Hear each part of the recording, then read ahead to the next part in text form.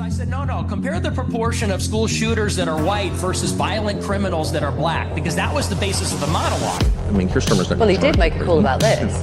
No, Keir Starmer is every bit as enslaved as Donald Trump is. It is illegal. It is a crime for which you can be arrested in Britain right now, criticizing Israel. I want to cut my off and scramble my brain with fucking fluoride. I'm gonna win because Netflix is worth $3 trillion. I can't believe the dollars are this high. It's a society that hates God. It's a society where the family is completely deconstructed and destroyed. It's a society that hates Nazis but loves communism. You're always confronted with the same stupid question. You know, does Israel have a right to exist? Does Israel have a right to exist? The real question at this point is whether the rest of the world has an obligation to put an end to this. Put an end to this. Put an end to this.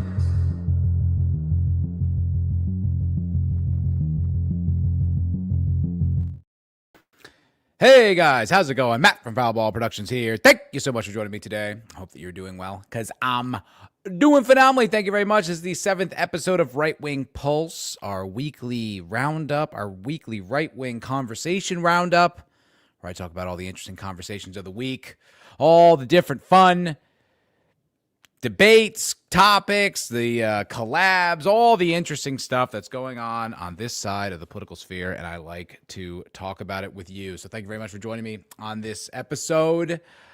We got some interesting ones to talk about today. I know some of you aren't going to like it. I am certain that some of y'all in the audience are not going to be thrilled about the fact on some of my takes and some of my positions on some of this, but they need to be said, and they are very much my positions. So I feel like we're going to have to get after it. If we're going to clash heads, if we're going to butt heads a little bit, so be it. So be it. That's what it is. I mean, look, politics is nothing if not discussion. You know, I was talking to my mom about all this stuff, and, you know, she's like boomer lib, right? You know, good woman, you know, but just raised in the 60s and 70s. You know what I mean? She has that kind of worldview. And I'm warming her up. You know, I'm working on this Iraq war script that's about, you know, how Israel got us to do the Iraq war. And it's really thorough. I mean, I'm almost finished. I'm almost completely finished. It's 17 or 18 pages right now. I'm just polishing it up. Probably going to record and start editing this week. It's a massive project. But I'm having her read it, you know, and she's just like, first of all, her mind's blown. She had no idea about any of this stuff. And secondly, she's like, what's the point? You know, why are you doing this? And I'm like, well, I mean, this is what political discussion, political enlightenment is, like the first step, right? You have to know what the problem is before you start trying to solve the problem, right? You need to understand the dynamics. You need to understand the issue before you really start attacking it. And I just feel like the more people that know this, the better. Not to mention, it is still somehow not that widely known. And when I've been digging into the research on this, it is absolutely shocking that it has not been like that. It isn't the definitive. Like if you go into AI and you ask AI about that, it's going to call you like a conspiracy theorist. But the evidence is overwhelming. Overwhelming. Like there was this guy. There's so many names. I want to say Eric Edelman. I think that's his name. And he worked for Cheney. And he was hired by Scooter Libby. And, you know, he's this pro-Israel, neocon Jewish guy. And I'm trying to talk about this without it coming across like too hostile or too biased or anything like that. But I don't know what I'm supposed to do when this guy works for JINSA, which is like the Jewish International Organization, blah, blah, blah. And it's just like, dude, what am I supposed to do? How am I supposed to, you know, not point out the elephant in the room here? It's kind of a big deal. So anyway, that's a project that I'm working on. I hope that you guys you'll stick around for that. I hope you see that. I'll probably have a big premiere for it because I'm like, when this is finally done, it's going to be huge. Other than that, did you see that Lindsey Graham is dead? Whoa. That was sudden. I saw that early this morning. Couldn't believe it. He's dead. He's gone. You know, seat vacant. You know, that guy's a piece of shit, right? Let's be honest. You know, I know you're not supposed to speak too ill of the dead, but Lindsey Graham was a bad guy. He was, you know, a number one op in the government, and he's dead now. I was telling the boys, I was telling like Atlas and Capo, I still feel weird gloating about someone's death. I just don't feel like you're supposed to do that. You know, I don't feel, you know, like I just feel all off about it. I don't think you're supposed to do that as a Christian. But anyway, he's gone. Look, I'll say this. I'm fucking thrilled he's out of the seat, right? You know, however that had to happen, that's good for America, hopefully. And I was looking into the guy who came in second in that primary. Some pretty interesting, shoot, there we go. Pretty interesting details about this guy. He sounds pretty America first. His name's Mark Lynch. Look, all I've done is like one Grok search on this guy, so I don't even know. But he came in second with almost 30% of the vote. And he's a lot more, like, he's more fiscally responsible. Way more, he wants the wall built. He's way stricter on like immigration and border security. He wants to end the endless wars. You know, wants to like ban abortion, strong Second Amendment guy, election integrity. You know, like this guy, who knows, man? If that, I don't know. You know, if this guy is the one who takes the Senate seat, that's a huge hit for the Israel lobby. That's their number one soldier is Lindsey Graham. I mean, you know, he's like the right-hand man. He's their Darth Vader, right? If like Netanyahu's like the emperor, you know, like Lindsey Graham's the Darth Vader. And now that guy's gone. It's like, wow. You know, they might sink a lot into this. I guess they have to redo a primary in South Carolina there. But the next closest guy to Mark Lynch had 5.2% of the vote. So I'm really curious to see how that develops. That is some interesting politics. Like just out of nowhere, just drops dead one day. And Junior Williams for $1.99, thank you, sir, says likely killed in Kiev while visiting drone factory. That is suspicious timing, man. He had that famous quote about, we're killing so many Russians and we're not losing anybody. We're getting so much return on investment here. You know, I guess if I was like a Russian guy and he's saying that about my people, maybe I'd try to take him out too. I don't know. It's possible. I have no idea, right? It's just merely speculation at this point. But weird timing to just get back from Kiev and drop dead. No warning. I never heard anything about Lindsey Graham being sick. This was just like healthy 1 second, dead the next. Pretty crazy. Pretty crazy about that. So that is a very, very interesting political development, especially leading into the midterms. You know, I'm going to see what the future looks like there with Graham being dead. Thank you for that super chat, Junior Williams. M the Goat saying no celebration. No, so he's blowing party streamers and drinking, but no celebration. No, that would be in bad taste. That would be bad form for good Christian warriors like us. The other thing, not political. Did you guys see that fight last night? Did you see that Conor McGregor return, his triumphant return after 5 years to the octagon in Vegas? Not awesome. Not awesome. I think someone, what did Grimaldi say? What's his name? Grimaldis on X say Holocaust levels of oral loss. It's bad. That was bad, man. You know, I think that has to be the most anticlimactic fight in the history of fighting.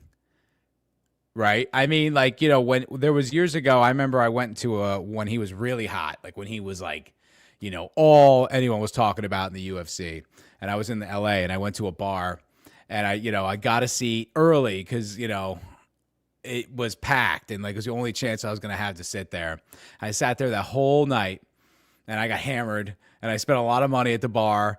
And then like he knocks out Aldo in like 20 seconds. It was just like, wow. I mean, that was sick, but you know what I mean? The whole 4 hours I've been here was leading to that. Now it's just over.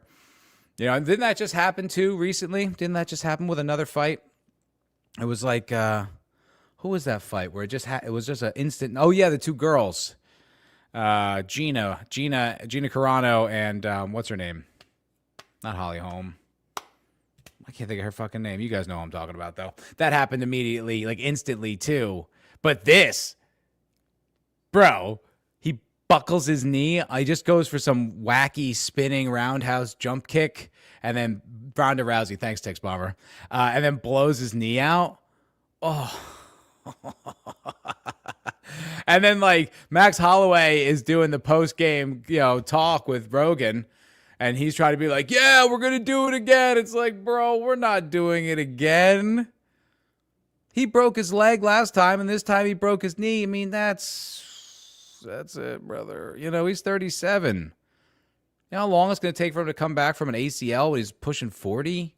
Which is probably what happened. I don't know. I didn't do any follow-up on it, but it looked like that tendon just popped. Oh. When you see the replay, it's like those things where it goes, you see like the inside, like the ripple, the thunder. Oh, brutal. But yeah, I watched almost the entire card. Some good fights in there. Some solid fights. The flyweights were doing some good stuff. That guy, what's his name? Paddy Pimbleton. Paddy, what's his name? The English guy. Woo! That guy's a superstar. He's on his ascension. Took out that French SAS guy. That was kind of cool. That was pretty badass. That was Paddy. Yeah, Paddy did kick the fuck out of that guy. I mean, that was nothing. I mean, that was over. I was telling my boy, I was like, you imagine like, training for like 6 to 8 months, just like, super disciplined, like going to sleep early, waking up early, like crazy disciplined diet, just like 10 hours a day in the gym, training, sauna, cold plunge, the suction cup thing, doing it all. And it's over in 16 seconds. You didn't even like break a sweat, like you got to go work out because you didn't get your workout in. You know what I mean? It's just got to be like, ugh, how embarrassing. Just in front of an auditorium full of people and millions are watching you, and that's just how it goes. Like, do you feel ashamed, or is it just so intense? Like, I don't know. I feel like I would be mortified. I did a few open mics in like Austin, Texas, and LA, and then no one laughed, and it hurt. It stunk, and no one was there, and no one will remember it but me. But it was an awful feeling to just fail in front of people like that. I can't imagine what it's like to fail in front of a stadium full of people at combat. I don't know. Anyway, who's here? Tix Bomber, of course. What's going on? I know, right? The guy didn't tap. What's his name? The French guy. He didn't tap. He went out. That's fucking intense. That's because that guy's a special forces, French special forces or whatever. I mean that's savage. You know what I mean? You let him choke you out to the point where you had to like wake up. Like, where am I? Oh, right. I'm in the UFC and I just lost. That's a shitty way to wake up, man. I've had some bad wake ups. I've had my cat drop, lizards and roaches on me while I was sleeping. That's a shitty way to wake up. I just had, the door was open and now my house is soaked from rain. That's a shitty way to wake up, Your girlfriend's drunk and fighting. Those are shitty ways to wake up. I never woke up on the mat in the middle of Vegas and like, oh shit, right, I'm in a UFC fight and I just lost. That's not the best way to wake up. Not the best way to wake up. Right, the prelims are usually better than the main card. Of late, certainly. Yeah, absolutely. Of late. But it was the undercard was great. It's just a shame though. The last two fights were the most hype fights, and they were over in seconds. Kind of a bummer, man. Kind of a bummer. This is Junior Williams saying Conor was clearly hurt before he entered the ring. That's what a lot of people were speculating. His knee looked wobbly. Possibly. I have no idea. Holloway's a G though. He's just looking at the ref like, what are we doing? Come on. His knees out. When he went down the first time, I was like, oh, he fell. I'm like, okay, he's rusty. And then when he fell again, I was like, what the hell? I was just like Cormier. I was like, why does he keep falling? And the third time, you're like, all right, this is something wrong. Junior Williams, an update. There is no 4K footage of Tyler Robinson laying prone on the roof. Benny Johnson, Talmud Tatum, and Post all lied. That's interesting. I was looking into that because Ian Carroll put out a video about that like just a few hours earlier, and I was trying to watch it, but you know what? Like if for no other reason, that fucking mustache, bro. You can't take a guy seriously who's got a mustache like that. Like, what are we doing? It's obnoxious, Like when people have like obnoxious grooming or like you know what I mean? Where you're like, that's a choice. I hate it. I can't stand that shit, that hipster crap. You know, I came of age in like, you know, Brooklyn in like the 08, 9, you know, into the 2010s. You know, I was living in New York after college and stuff. And that hipster shit was everywhere. And I hated it then and I hate it now. And it's just like, it's irritating. It's irritating. You know, it's not to say that you can't have weird. Weird can be cool. You know, I think like Conor walking out there with a mohawk was kind of cool. I've had a mohawk. I thought it was cool. It probably wasn't, but I thought it was. But that mustache on Carol was like, ugh, fuck you. Fucking douchebag. Bo Brummel teaching her how to love your Allah. I have no idea what you were talking about, brother. Smelly Balls, what's going on, brother? Foul Ball and his anaconda. Oh, you flatter me, sir. Capo, what's up, my friend? What's going on? I tried to steal Capo away from Atlas for this stream, but, you know, his loyalties to Atlas. And I understand that. Atlas put him on. I get it, you know, but I wanted to have, we're going to be playing some Fuentes clips tonight. So I wanted some Groiper support, but it's all good. It's all good. We're going to have some fun tonight. Oh, and Ryan, what a terrible own goal this was going on Charlie Kirk conspiracy. And what's even crazier is I don't think any of the main players are bad actors. They're just stupid. Well, it does seem like that. I was actually talking to Capo about this very thing. It's like, it seems like people are dug in, right? You know, I'm open-minded to any really concept. You know what I mean? It's like, if it seems logical, if it seems plausible, even possible, I'll listen, you know? And I never thought Israel had anything to do with Charlie Kirk's death. And so I was just like, no, that's ridiculous. And then when I started to see all these clips surfacing of him being so adamant against the Iran war, and at the same time, Israel being so adamant to have the Iran war, I was like, oh, well, now we've got some motive. And so I've kept my mind open to it, but absolutely zero evidence has ever swayed me into believing that other than pure speculation. Just speculation. And I can't make up my mind on speculation. I will remain open-minded, but I'm not going all in on anything. And I think it's been going on for a while now, about 10 months. I think a lot of people are dug in on the fact that, like, you know, if you're like a Candace Owens or an Ian Carroll, you've been making your living on this, you're making your bones on this for almost a year, you better have something. You better have something to deliver after all that. You know, you better have some cognitive dissonance. Otherwise, geez, that's like fraud. You know, like when does speech become fraud? You know, it's like it's kind of close. They have a lot invested in it. And I think a lot of people, right?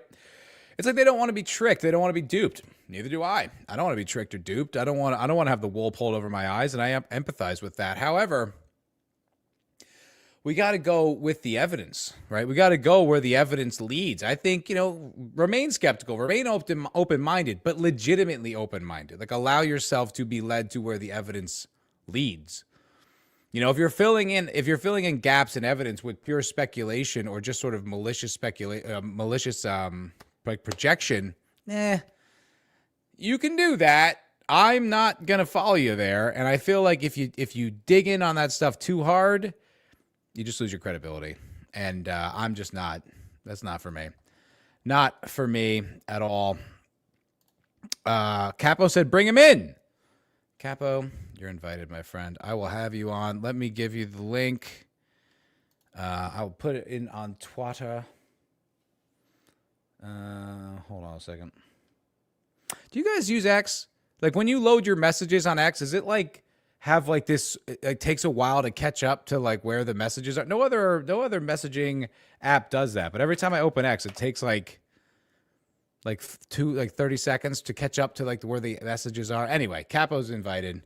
Capo's invited anytime you want, brother. Junior Williams, it's not about the truth for them. They will lie, cheat, and steal to retain proximity to power and access to the White House, Mar-a-Lago events, and GOP interviews.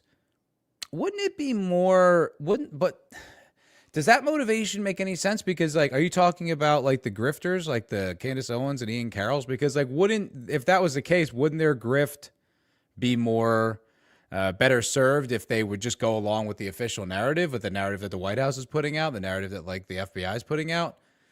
I don't know. I think their grift is to just be like, I've got the secret information. Follow me. I'll lead you to the promised land. I've got the truth that no one else will tell you. I think that's it. It's kind of cult-like in that regard, right? It's like the kind of, we got our leader. No, we only listen to him, you know? I kind of feel like, or her, or whomever, I feel like that's more what it smacks of to me. Your comment was directed to Capo. Word.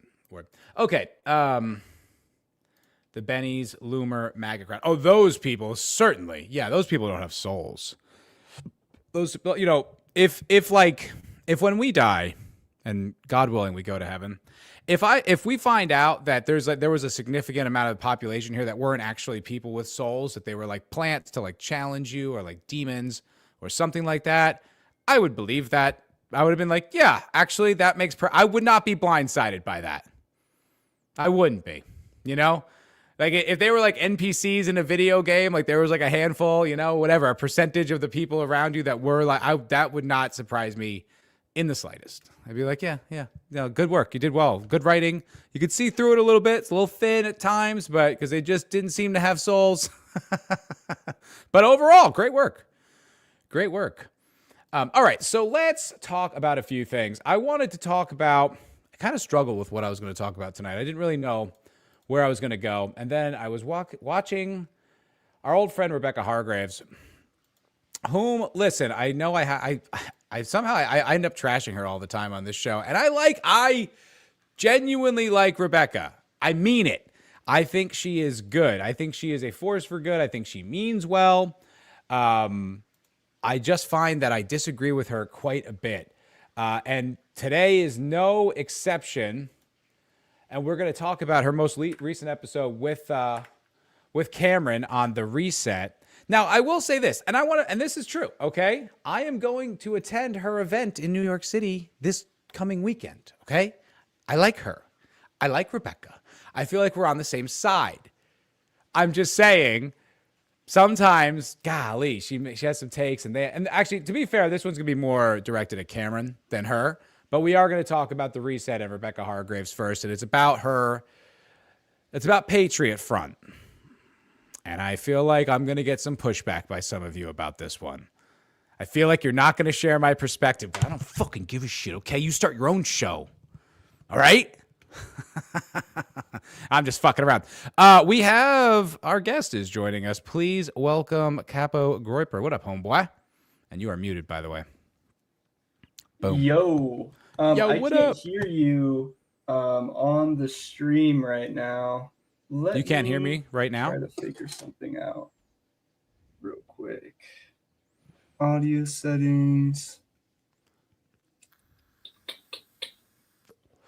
Yeah, Well, see this if you is not, for some reason can't hear right me? now, it's not letting me use your audio. I can't hear you. That's so weird. Let me go to my Oh, Tom audio Foe's here. What up, settings Tom? real quick. I don't know. Is this? Oh, that's just you. I've never had that problem before. Maybe it's just your audio output is probably wrong on your. That is, what's up, Tom? I Tom can't Foe. hear anyone in Fucking this. G. Let me try to leave and rejoin. Okay. All right. I'll get started with Rebecca. We'll see you in a bit. Okay. So, yeah, this is from Rebecca's show that came out just 2 days ago. And like I need to stress this. I like Rebecca. I think she's good. I think she's, smart. There's a few, I know the rules, no e-girls, but there are a few that I feel like, look, she's had skin in the game for a long time. You got to give her respect for that. M the GOAT. Blonde has too many Sims who follow her and she's easily influenced by them. Yeah, the thing is, though, right, a lot of times Cameron's there to set her straight, but not this time. Sadly, not this time. And, I'm going to jump on these people with both feet. No, it's not hate, but I got to. Capo, can you hear us, buddy? I can hear you now, yeah. Yeah, fuck yeah. Hell yeah, dude. What's up, Tom? What's up, Atlas? What's up, I know Toby? he's watching right now. Atlas is here. Tom Foe in the chat. She must have been banging him back in the day. I refuse to speculate on anything of anyone's personal lives. He's gonna be meeting. He's going to be meeting her soon in person. Let's not spoil this whole thing for him. Yeah, exactly. I have a chicken friend who wants to know if maybe you and Cameron fucked. No? Okay, I'm sorry. Was that out of line? I didn't mean to ask. Kappa, are you familiar with the reset and Rebecca and Cameron? Not familiar with Cameron, only really familiar with Rebecca through you. And I've seen some of her stuff, but it's been rough. Her thoughts on Nick and, Violent Revolution. I'm just not too on with that, but I think that's absolutely nuts. I think anyone talking about that at this point is absolutely nuts. It's like, I look at like the Ukraine and those people, they're still getting drafted into this retarded war. And those people are getting violent. Now, when the circumstances get to that point, you might hear some endorsement from me. Right now, that's insane. I don't want to. And coming from a woman too, it's like, okay, you're not going to be fighting this shit, bro. Like you're not going to be in it. So you want me to do the fighting for you? You know what I mean? Exactly. It's crazy. Yeah. Anyway, all right. So this is. I guess I'll just let the clip speak for itself. It's pretty evident what they're talking about here. You had not seen the now famous Thomas Rousseau speech on July 4th. That's correct. And truth be told, except for your advice, input, admonition, I would not have watched it. So I'm glad that you did, because I think it is rather significant. And I think my initial views on that subject have changed because of you. So thanks, Mom. You're welcome. Let's watch a little clip of it. How's that sound? And M the Goat 1000 saying she also criticized the church. She's too emotional. Yeah, I don't love that. I think especially with the waters that we're wading into, I think like keeping the church at the center is extraordinarily important, because look, we're human beings, right? We're fallen. And so it's like we have the capability or the tendency to like kind of lose our way. And I feel like without having that at the center, it's easy to get a little out of our skis and maybe get a little crazy. I don't know. What do you think, Capo? Yeah, 100%. And I think a lot of people, at least in the Wignut sphere right now, they're really like separating themselves from God. And I just don't think that will work. Me and you have talked about this. We were reacting to Joey and Frojax do that thing where it's like, yeah, you're kind of fucking crazy if you think that this is all just going to play out perfectly if we don't have Christ in the center. And that's just true for all things, by the way, relationships. It doesn't matter what you're doing. Like, you need to have a bigger vision than yourself, or even just your quote unquote people. Like, yeah, we're all European. We want America to be majority white. Some of us don't want it to be all white and just like exterminate people. Some do. But we do need Christ in the center, and without that, I just don't think it's going to work.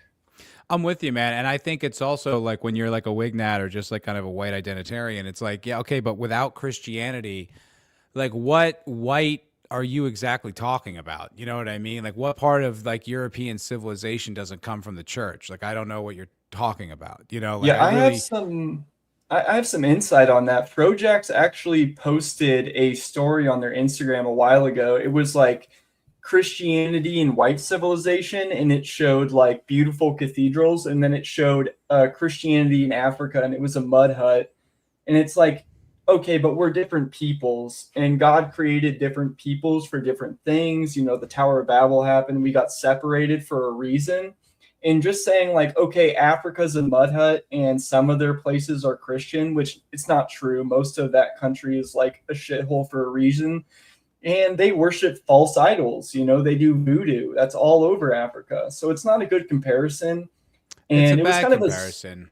It was a smarmy thing to do, to just say like, oh yeah, Africa with Christianity versus Europeans with it. It's like, okay, what are we doing? Yeah, I find that to be just, it's like unjust, and it's I just don't even think it's accurate. It's like, okay, fine. Yeah, point taken. But, if we're talking about the virtue and the value of European civilization and keeping it going, it's like, okay, I'm just saying that the church is intertwined in that and you can't separate the two. And you're just like, well, look what they do with the church over here. It's like, okay, that's not European civilization though. You know what I mean? Like I still feel that point falls flat. And I think, like you said, it's shitty. It's a shitty point to make. It's like in bad faith. And all over the world too. You look at Christianity and different churches, bad things do happen within them, and that's because humans are fallen. It's not because of God. It's not like God decided this church will be full of pedophiles or whatever. It's like, no, these humans work their way into positions because they know they're going to be around kids or whatever their sin is, whatever their sin of choice is, and we do it every day. All of us sin, but and I'm not saying that the sins we do every day are as bad as that, but it's like at the end of the day, it's like humans are fallen. It's not Jesus. It's not Christianity. And there's these people like, forget his name. There's this guy out there, Adam something, and he like hates Christianity and thinks it was created by Jews. And it's funny because Jews hate Christianity. It's like, how does that even make sense? It doesn't make any sense at all. It's like, Nope. yeah, like what they when you go to Jerusalem and you're wearing a cross and they spit on you, or they spitting on their own it's just like, look, that's that's not the problem. That's one of the things that happens with the fact that the conversation is wide open to anyone who can speak. You're going to get some wacky takes. It's like it's something I think you texted me about, like Fuentes' audience shrinking being like a good thing to like cull the herd a little bit. And I actually think that's correct. It's like, it's not for everybody. Not everyone can handle it. Not everyone can engage with it in good faith. And everyone's even smart enough to take care of it. You know what I mean? It's like, And politics has been like that forever too. It's like most people didn't care about politics because it didn't matter to them in a real way. And because it's starting to affect people, you see the change. So that's all I have to say on that. If you want to continue, but let's let them to have their take, or frame it. Let's do it. While many are content to celebrate independence on this day, we know what these vapid displays conceal. Our people are not independent. Our destiny is shackled to 100 competing nations imported to this soil, bringing with them countless incompatible interests. Our homeland has been turned into a squalid arena of profiteers and invaders, overseen by a spineless cast of traitorous politicians. We wish for sovereignty and liberty which cannot coexist with the conditions that have been forced upon us. A quarter millennia has now passed since America's violent birth, and nothing I can say will glorify independence more than the blood of our forebears that stains this continent, consecrating it forever with the immortal legacy of the men who died for so noble an objective as sovereignty. So we stand on the turning of an age and the making or breaking of our nation's destiny, and we must ask ourselves, under the watchful gaze of history, what is to be done? So dire is our circumstance, so extreme is our condition of peril, that the only way to secure our existence is to become all that we aspire to be. A defeated people was cast into this pit of a century, yet a nation exalted above all the rest will climb out of it. This is our task. Our national independence was seized by a natural aristocracy of our people, by the best of our Anglo-Saxon blood, waging war against tyranny to restore their ancient rights, not solely for themselves, but to bequeath it to their people and their posterity beyond that. Oh, it's so... Capo, did you happen to see this speech before we hear their response? Yeah. What was your response? How did you feel about it? I agreed with you on your stream. It's theater kid coded, and not only that, but physiognomy really does tell a lot about a person, and this guy does kind of look like a rat. I mean, I don't know how else to put it. It's like, this guy is not a leader. He's not going to influence the masses. And if what he wants is like 51% for his vote or any one of his people, the second you put a fascist sign on a flag, it's like, it's over, bro. Like, most people are just not going for that. And I see this with Frojacks too, where they're like, white people are awakening all over the world. It's like, yeah, maybe like 5% of us. I like, he's right there. The white identity is becoming something that's not taboo. It's becoming something that people can embrace and be proud of. European, identity is clearly, like, they're in the crucible. It's Yeah. really being fire tested. They have a lot to kind of come to grips with there. And I think that they're probably right. And I think it's like, you know, us as well. But like you said, like to what percentage? Like to the point where you can literally make it a political platform? Like I wouldn't try that shit in Europe if I were you. Like the likelihood of that going well is about, you know, it's pretty low. And for me, it's like with this guy, like I did a whole show about this on Tuesday, and you know, Capo, but it's like there is this theater kid energy, this sort of sanctimony in the speech and the way it's like you get the feeling he's getting a kick out of himself doing it. Do you know what I mean? Nick said he the same likes to thing. grab the microphone and enunciate. And the stained continent of our forebears. You're like, all right. Yeah, Nick brother. said this on his show where he's like, they put on their costumes, they look in the mirror, and they're like, we're gonna do this. Like, this is gonna change the world. Like, we're out here. And yeah, it's self-indulgent. It doesn't change anything. And then everyone attacks Nick because of it. And they're like, okay, these people are out there doing something. And what is Nick doing? He's just on his show. It's like, okay, well, Groypers are hidden. They're not out in the open doing a protest with a big shiny microphone and, you know, Captain America shields acting like they're super fucking heroes and blue collar work. It's like, no, we're in politics because that's the only way to change America. And if you think any other way is possible, I think you're delusional. And I can't imagine a world where on net, this is actually more productive than counterproductive. Like, I think, you know, it gives the Wignats and the Chuds, like, yeah, yes, like, he said it, man.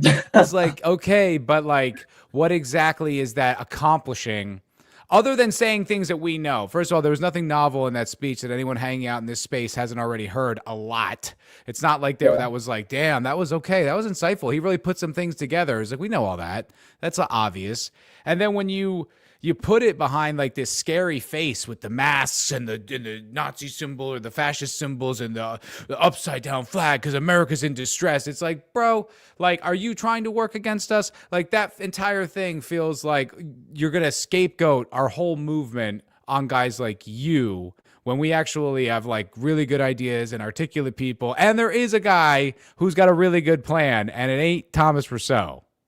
Yeah. There's really no plan there. It's really to like be out in the open. And I really liked, I forget what show I was watching, but someone said it seems like a recruiting tactic. And I agree with that. I would agree with that. It seems like going out in the open. So young white men who would maybe be in politics, like Nick says, to hide your power level and, you know, get into politics. It seems like a recruitment tactic to take away those young men and to join this thing. And then right after this happened, what did we see? So many of them got exposed being in the group. It was leaked immediately. It was like, it as soon as it happened, it was over. So like, how much fun are we having now? And I read about them. I like looked into their group. I did a bunch of research on Tuesday, and they've already been infiltrated by Antifa twice. To the point where they got all this information leaked out by Antifa, by like twerps, you know what I mean? Like not the ATF, not the FBI, you know, not like those types of like highly organized, excellent groups who can do that. Like that's a specialty that they have optimized for. No, just some twerps, some Reddit twerps, you know, with a signal chat, and they got infiltrated by them. So it's like, then you know there's law enforcement in there. Like, what are you trying to ruin your whole life? Or I like. And okay, and here's what I'll say charitably. I can empathize with like the urge or the impulse that's organization. You get all those people there, you know, you make a statement at the Capitol in front of the whole country or whatever. And it's like, look, man, I respect that, but this is not the time for big like presentations like that. You know, there's a lot of instability in the country. Like, and I don't know if you've been paying attention, but there's a rise in this DSA, these Democratic Socialists of America, and they're getting a lot of traction. And if people who are maybe on the fence or a little unsure, or maybe not even enlightened to a lot of the things that we're talking about online and such, and they see, okay, like free healthcare on this end, and like, yeah, some brown stuff and a little anti-ICE, but like organized, scary, militant, like right-wing Nazi adjacent guys, like where do you think they're going to put their faith? Yeah, and most people don't even understand or even care about politics. I was talking about this with my mom today. We hung out for a little bit, and I was telling her it's like, my mom is like a trust the plan person. She believes in all that, and she thinks the world is getting radicalized. And I told her, I'm like, some people are, and I'm in that sphere. I wore my camo America First hat, and she was scared that I would wear it to Costco and I would be like harassed. And I wore it, and no one cared. I got some nods from middle-aged men, and it was chill. But I told her, I'm like, hey, most people aren't radicalized. Most people don't care about politics until it affects them like deeply. And right now, we are seeing a shift. But it could, if we are not careful, end up being just like another trend. If we're going to keep doing this, if we keep doing this, it could end up being a fad, and we don't want that. We want people to. Or it could all be encapsulated or personified by groups like this and get absolutely crushed, like just smothered in the crib. Especially as soon as the left gets in, I mean, it's over. Yeah, exactly. I mean, God forbid, like the White House goes to, a Democrat or a left winger in 2028. I mean, it's all over. Totally. All right, let's hear what they got to say about this. So good. For those of you that haven't watched it, it's about 6 minutes long. You can find it on Twitter, although some accounts are being banned that repost it. I've listened to it half a dozen times now. I just found it so stirring. It just taps right into the ethnos, and that specifically of America. It was just perfectly executed and delivered with such gusto. And I'm finding him the most reasonable front man for any movement right now. I really believe that Patriot Front is the real deal. Do you agree with that assessment, Capo? 100%. They are literally the best. They won't get destroyed by the left. They're going to be in the future, looking out 150 years. We're still going to see them around, and they're still going to be doing their little parades, and it will be awesome. What is her beef? What is her beef with Fuentes? Like, are you seriously telling me that guy is a better face for the movement than Fuentes? Are you serious? I genuinely think that I don't understand women in general, so I can't even put a thought together on that one. But I do think that I just don't think she really watches his show. I think a lot of these people who critique him, they might have seen a couple of shows and then hear something about women or about whatever they dislike, and then they turn it off, because most people do. She told me that she's watched more Fuentes than I could possibly imagine. That's what she told me. So I don't know. Look, I've talked to Rebecca like off, I've actually spoken with her like on X or whatever. And she does seem like she's in good faith. I don't think she's a bad actor. I don't think she's malicious at all. I do think she did used to listen to a lot of Fuentes. I don't know to what extent. I do get that impression from a lot of people who will comment on things Nick says, but it's clearly just from a clip on X. They don't actually watch the show. And I'm like, okay, like all due respect, man, if you're going to comment on this stuff, you should at least engage with like the full breadth of what he's saying, at least the clips he posts the next day or something. But I think it's like this kind of, not LARP is the wrong word, but like wish casting, like this kind of like, it needs to be done now. And it's like this, he's not radical enough. And it's like, if he was more radical, it would all be over. So, and yeah, on that too. I mean, she wants violent revolution. She wants it to be over in a snap. So why would she go for the guy who's like trying to get into politics and, trying to infiltrate institutions when she wants it now? It's like, why? If you're that type of person, why would you want that? And that's why we do need to thin the herd, because if we don't, we're going to have a bunch of people fed jacketing Nick and being like, yeah, we need to, the Groypers need to commit acts of violence and we need to start a revolution. It's like, that's not what we're about. And, a lot of those people left to Candace Owens. It's like, great.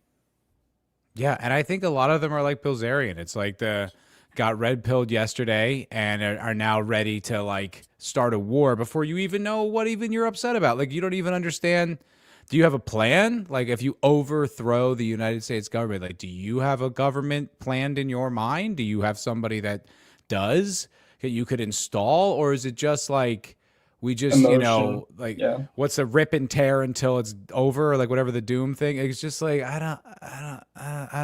look, I'm going to go with the political angle first, if that's okay with you. And if that all falls flat on its face, we're all eating out of troughs. Okay, then I'll entertain your violent revolution. But until then, I'm going to try the political angle. Yeah, same. And also, what Atlas says too, and I totally agree. You go to a Walmart, the white people you see there are just not. They're not even there. They're on their little, a lot of soldiers. They're on their little like cart. They're 200 pounds overweight. They can walk, but they won't. They leave their cart at the front door instead of putting it in the little aisle in the parking lot. Like, these are the people we're talking about that we're going to recruit to a revolution.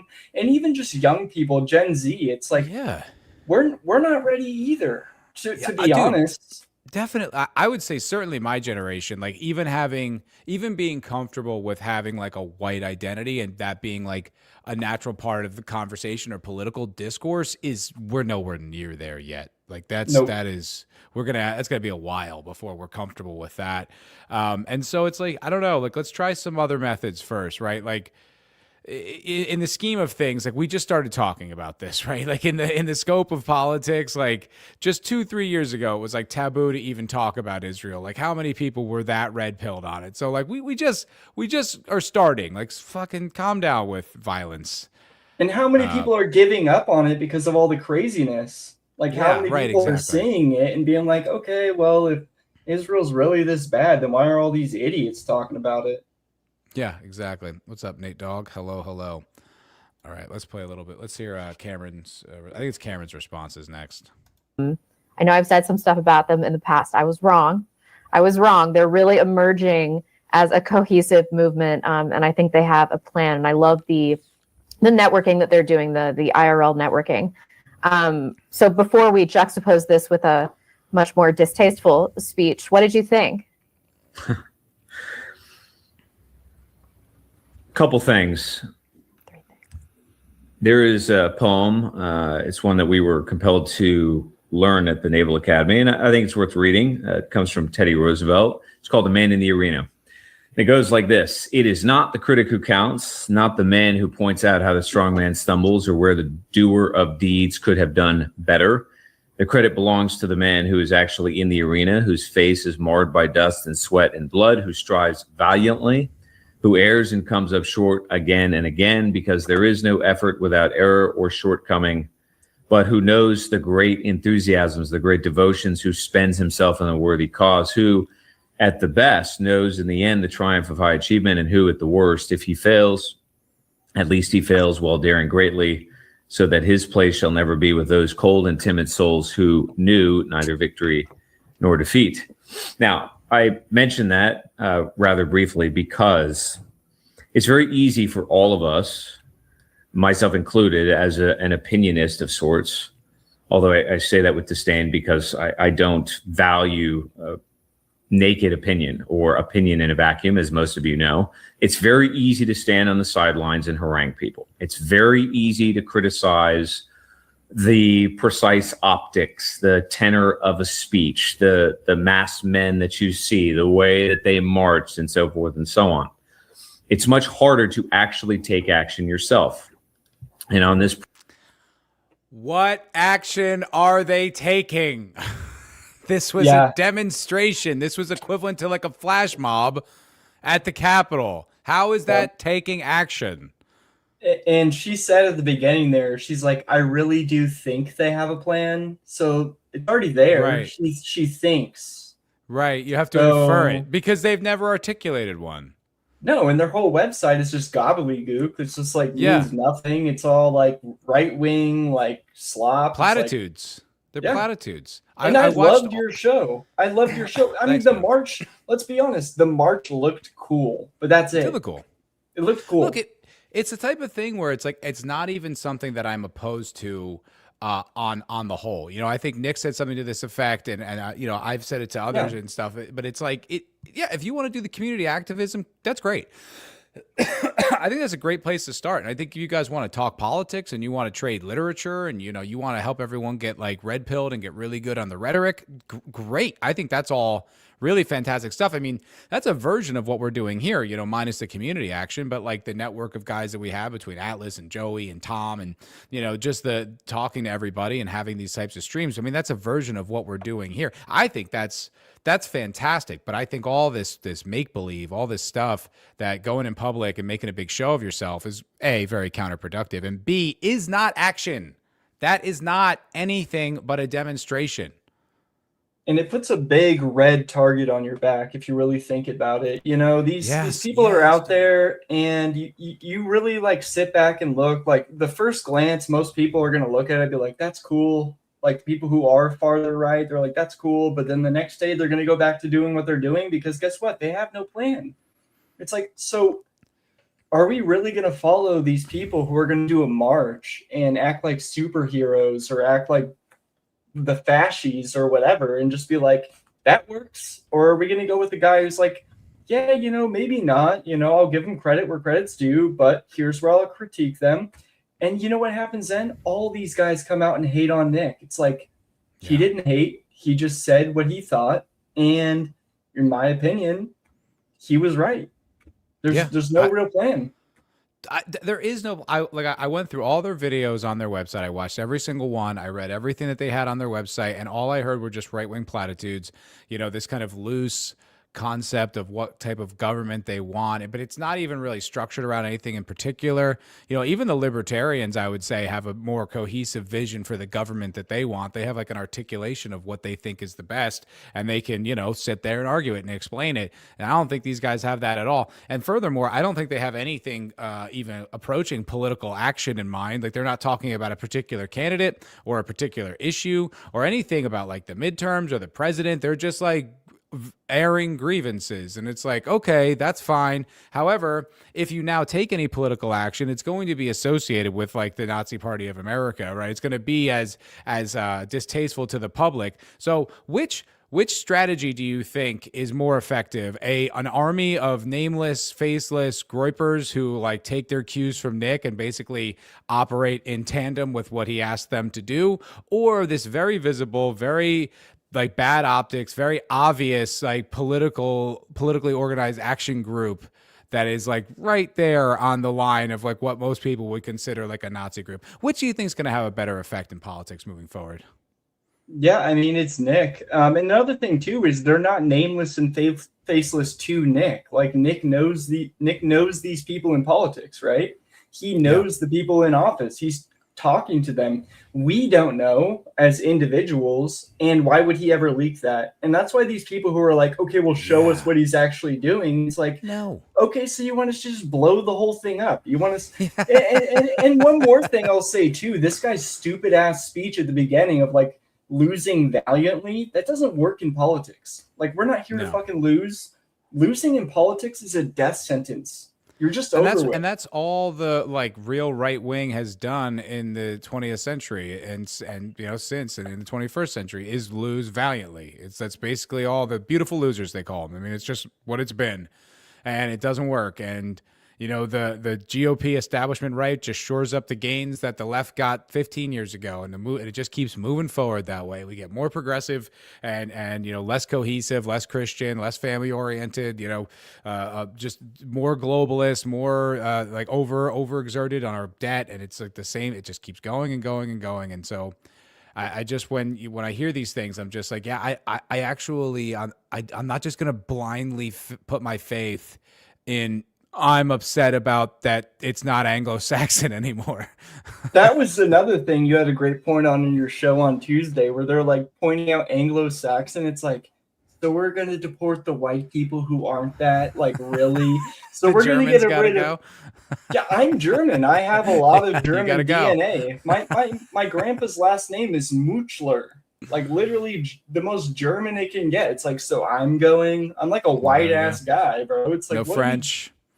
No Italians, no Greek. Yeah. And another thing I'll say about Projax is they are so high and mighty. I saw them on one show. Someone asked them about Nick. They're like, well, We'll let Nick be white when we want to, and when we don't, he won't be white. It's like, so you think you have a better political chance than Nick? Like, what? You're the gatekeeper of who's white and who isn't.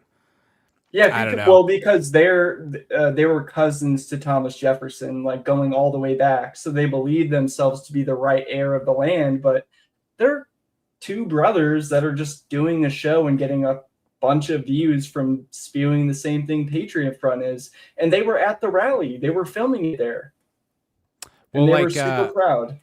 Oscar the Grouch here saying PF purposely keeping their message vague. It's like, okay, if that was the plan of action, it's like, then I would definitely suggest do not make public demonstrations like that, because it's like, well, now no one's even going to be able to identify what you're putting forth other than the rhetoric that's just going to turn people off.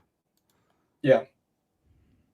All right, let's listen to a little bit more of them. Program, one of the motifs of everything that we discuss, and what I certainly urge, is action. And a form of that is reorganization. And to be precise, a higher form of it is symbol over statute. That's part of the change in our political landscape that I'm going to elaborate more on in just a second. But we can quibble with some of the details of how that specific event was choreographed.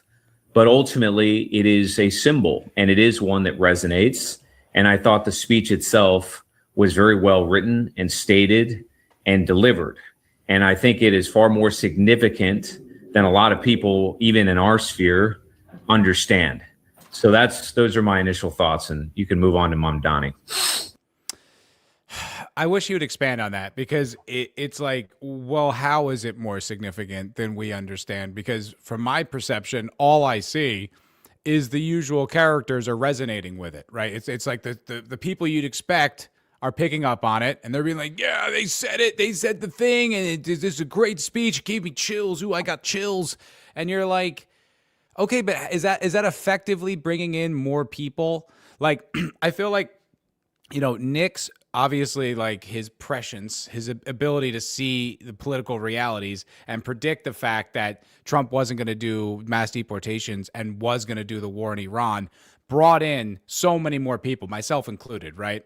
And so it's like you give them that kind of, that sort of thing. So it's like, okay, that I feel like is far more effective at bringing in new people, because it's based in this sort of political precision and a reality that people can recognize, they can look to and see, holy shit, this guy called it. Even if I was like a moderate or moderately right wing, I can look at this guy and be like, well, his diagnosis is clearly accurate. Whether or not I agree with everything he says, he at least has the vision to see what everyone else couldn't. Okay, so that's like super valuable. But like, if these guys are like, what, like, who is this bringing in who isn't already on board?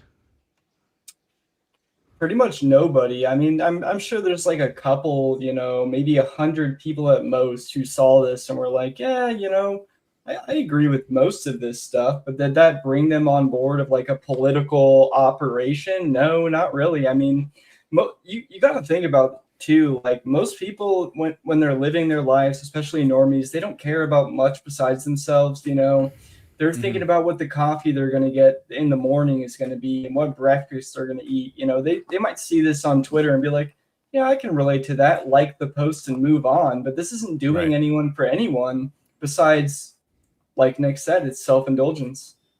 And if you read into like what their group expects you to do, it's not at all like, being a groyper in the sense where you like get to just sort of be a part of like a political community that shares the same values. It's like you have to literally do work for them. You have to buy the stickers, all that merch and all that, the costumes, their little dress up that they have. You have to buy that from them at a significant markup. And you have to buy the stickers, these like Patriot Front stickers, and you have to give weekly reports of your work and let the leaders know. Now, listen, that was a leak that came from like a few years ago. Maybe they've restructured their organization. Maybe you don't have to do that anymore. But that was something they were expecting you to do. So like, you're basically signing up all these people to have like a second job in a really shitty economy. It's like, that doesn't really, I just feel like the long-term strength of that is pretty weak. Not going to last.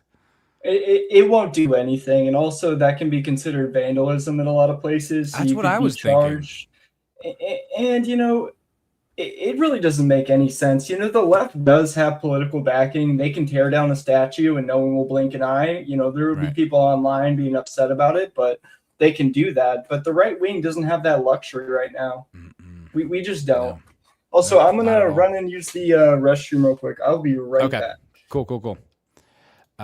Human being PF are doing something. That's what I just keep hearing. PF's doing something. It more than Nick has done lately. He shoots down everyone. Well, listen, when he shoots down someone that he was proven wrong about, let me know. You know what I mean? Because he shot down most recently. I feel like the big ones were Sneeko, and then Sneeko starts doing like Inshallah. In Times Square or wherever the hell they were, we're taking over the country. Everyone's going to be Muslim. That seems like a pretty good one to get to cut loose. And then it was Bilzerian and Casey Putsch. Like I said, Casey Putsch, who fell off the planet, the face of the earth. His campaign turned out to be a joke. Bilzerian's campaign turned out to be a joke. Has raised no money. Has moved no needle whatsoever. So, and he was actually, I think, much more.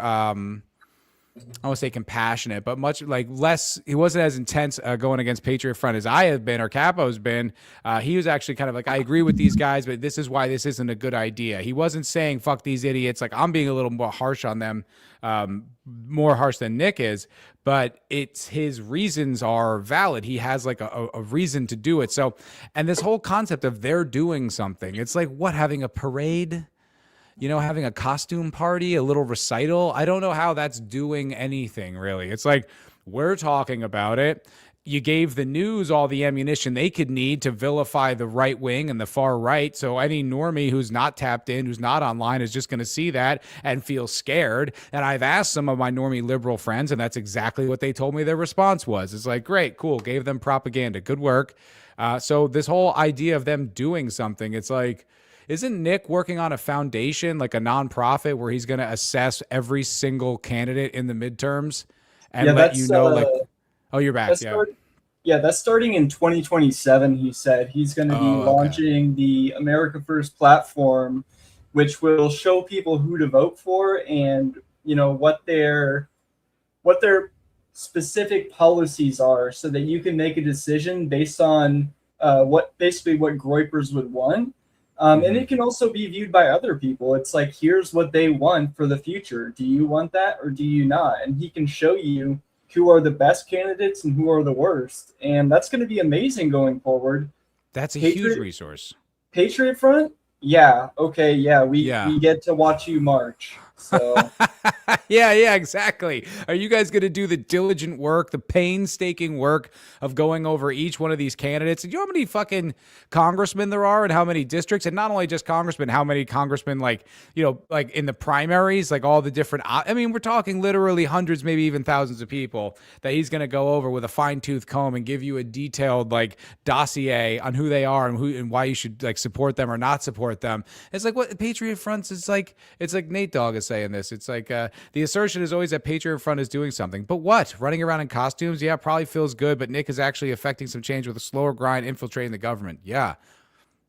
Totally true. We're going to talk about, I have basically Nick's show from Friday, but there was something that, it's like what he was talking about. It's like the anti-Semitism influencers, essentially, right, that had kind of have blown up over the past few years. It's like it's good to be Israel critical or even whatever critical, but we do need to know what we're talking about. And I think what Nick offers is education on top of just we've come to these conclusions. We have this political consensus. I mean, when you watch his show, he literally walks you through all the different dynamics and different details, like stuff that I can share with normies who aren't political, who are maybe confused about the Epstein situation. I feel like his Epstein dissertation was the definitive one. There was the one that summed it up. And I've listened to Daryl Cooper's, and I've listened to a lot of people who really went into a lot of depth. And I think Nick's is the best by far. And it's like, that's what he's offering. He's offering like a more educated class of political actor. And one more thing I will say on that too is like most people watch Tucker Carlson for their news, and Nick exposed him entirely. But and for these Wignats who think we're moving forward, it's like, so like what, like 80% of these normies are watching Tucker. They're not watching you. They're not watching Nick, obviously. So how is this going to inflict any change doing Patriot Front? It's like, no, we need to expose these people in power, which Tucker does have power, despite what he wants to say. You know, he might say he is just in a bar, his home barn. Nick said, no, it's a studio. Yeah. Most people don't even know that. And I think the worst part about the Patriot Front thing is that these guys are clearly, if you're getting involved with something like that, whether you're organizing it or you're a member of the group, you're clearly passionate about the cause. You clearly have like a value system that is aligned, and you know, you're the type of person who's willing to risk things and get involved. It's like, that's a valuable person to have on our side. Don't blow it for this pageant. And I think Nick was at the point where he's like, well, if you're already going to join, just fucking do it. Because if you're going to join and you know what's going to come your way, or you know what could come your way, then good riddance. Because those are not the people we want. We need the people who are going to join, but listen to Nick and, you know, they're like, oh, well, maybe this isn't best for me. Maybe I should become a lawyer. Maybe I should do this. You know, most politicians are lawyers. So if you can become one, do it. If you're a young person and want to get involved in politics, you're not just going to be able to run a campaign like Dan Kazarian and just get in. No, you're going to have to start from the ground up. You're going to have to do slow and painful work. It's going to suck. It's going to be monotonous. But if you really want to change the country for your children and grandchildren and the futures beyond us, which that's probably what it's going to take. It's probably not going to happen soon. But if you want that... But you think about just how much more effective that strategy is, because it's long term. It becomes entrenched power. It becomes a class of like insightful, educated, knowledgeable, focused, principled political actors in all the institutions, which is how we ended up in the fucking situation that we're in right now. That's exactly what, like, was it Gramsci? That was his whole mission. That's what the long march through the institutions, and that's what they did. And they subverted all of our major institutions, from education to law to entertainment to the government, and they did it. And now we're at their mercy. And it's just like, well, like I said, unless you want to have some kind of short-lived, flash in the pan, you know, radical right-wing, you know, super action right now, which almost certainly will end in that being completely crushed, most likely people dying, and the future potential of a right-wing movement really growing in the country dying right along with it. So I just don't see these arguments at all. Mitchell Black for $1.99. Thank you very much, sir. He said, the heck is Lil Capo doing here? Do you have any, you want to answer for yourself, Capo? What the heck are you doing here? Well, me and him did a show with each other a while ago, but this was really last minute. I was playing video games with Atlas, and he hopped in the chat, and then I checked my X DMs, and he said, you want to be on the show? So I was like, you know what? I got to leave, bro. My loyalties lie somewhere else. I'm sorry, Atlas. Let's go. Matt is my guy. W Capo. Yeah, no, we love you, Atlas, though, by the way. Sorry. No, Atlas is the fucking man. I wouldn't even be here if it wasn't for Atlas. This is, you know, him and Zeb's joint channel. We had talked about doing something like this, you know, like you joining on Right Wing Pulse sometime, and I was like, fuck it, you know, maybe tonight. I don't know. I just threw it out there and it worked out. So that's why. Yeah. Whenever, man. Whenever you need me. Fucking A, brother. All right, let's watch a little bit more of this, and then I think we're going to switch over to Nick, because I know you and I had specifically said we wanted to talk about this thing. So let's listen to a little bit more of them, and then we're going to go over to Mr. Fuentes. The Mamdani speech. Everybody should also listen to this. It's even by today's standards, somewhat shocking with how thick he lays on the multiculturalist rhetoric. Let's just watch a few minutes of this. The irony. I wish they spent more time on that. I wish Cameron expanded on his point of view there, because I would like to hear, because I think Cameron's a smart guy. He set her straight on Chud the Builder one episode I was watching, and she was kind of like being a little bit not sell it, but wignatting about it. And I'm just like, listen, man, like we can't, it can't be everybody. That And guy. he really didn't. I don't know much about him, but he really didn't say anything there as well. I wish Yeah. he would have gone into that, because it really was kind of platitudes and just kind of like the great speech and whatever. It's like, okay, bro, but Atlas, what's up, doggy? Yeah, no, and he's quoting Teddy Roosevelt and stuff, and it's like, I think that subject, he could have expanded on that more, but whatever. I feel like we got our point out there. But this is the thing, like now they're switching to Mondami and they're going to trash him. And that's like kind of my point about a lot of this. It's like, I do feel it's necessary to squabble internally sometimes, especially when something like Patriot Front is so front and center. It's right in front of everyone's eyes. I feel like we have to address it. We have to deal with that. But like ultimately, I do feel like I'm on the same side as like Rebecca or even the Patriot Front guys. I hesitate to say that because those guys they seem like, kind of clown show to me. But when, she's digging into the right, she's like, she's an ally. She's on the right side. It's just some of these things need to be addressed. Albania is here. All right. Albania. Chud is a homosexual. That isn't. there are some rumors about the transsexual. You know what? I don't want to like put those forward as true, to be honest. Like, I'd rather not, because I don't want to disparage anyone who's going through court and prison. Yeah, the or poor whatever, bastard. But I disagree with Weren't they in a relationship? Like, wasn't he like? I don't know if there's proof. I don't know. Too much into it. If he was, then yeah, we can make fun of him. But until there's proof, I'm just gonna put that out there. Yeah, it's also, I don't even really give a shit, because it's like, to me, Chud was a non-element anyway, and he just that's kind of like, it's like guys like Chud, and to a lesser extent Patriot Front, but it's the same thing. Our ops, or even moderates, or even people who could potentially be on our side, will use them to paint us all with the same brush. They'll paint us with the Chud brush and the Patriot Front brush, and it's like, that's just not fair. That's not correct. There's a lot of really intelligent people with a breadth of knowledge who do know what they're talking about and have legitimate concerns and are not antisocial assholes.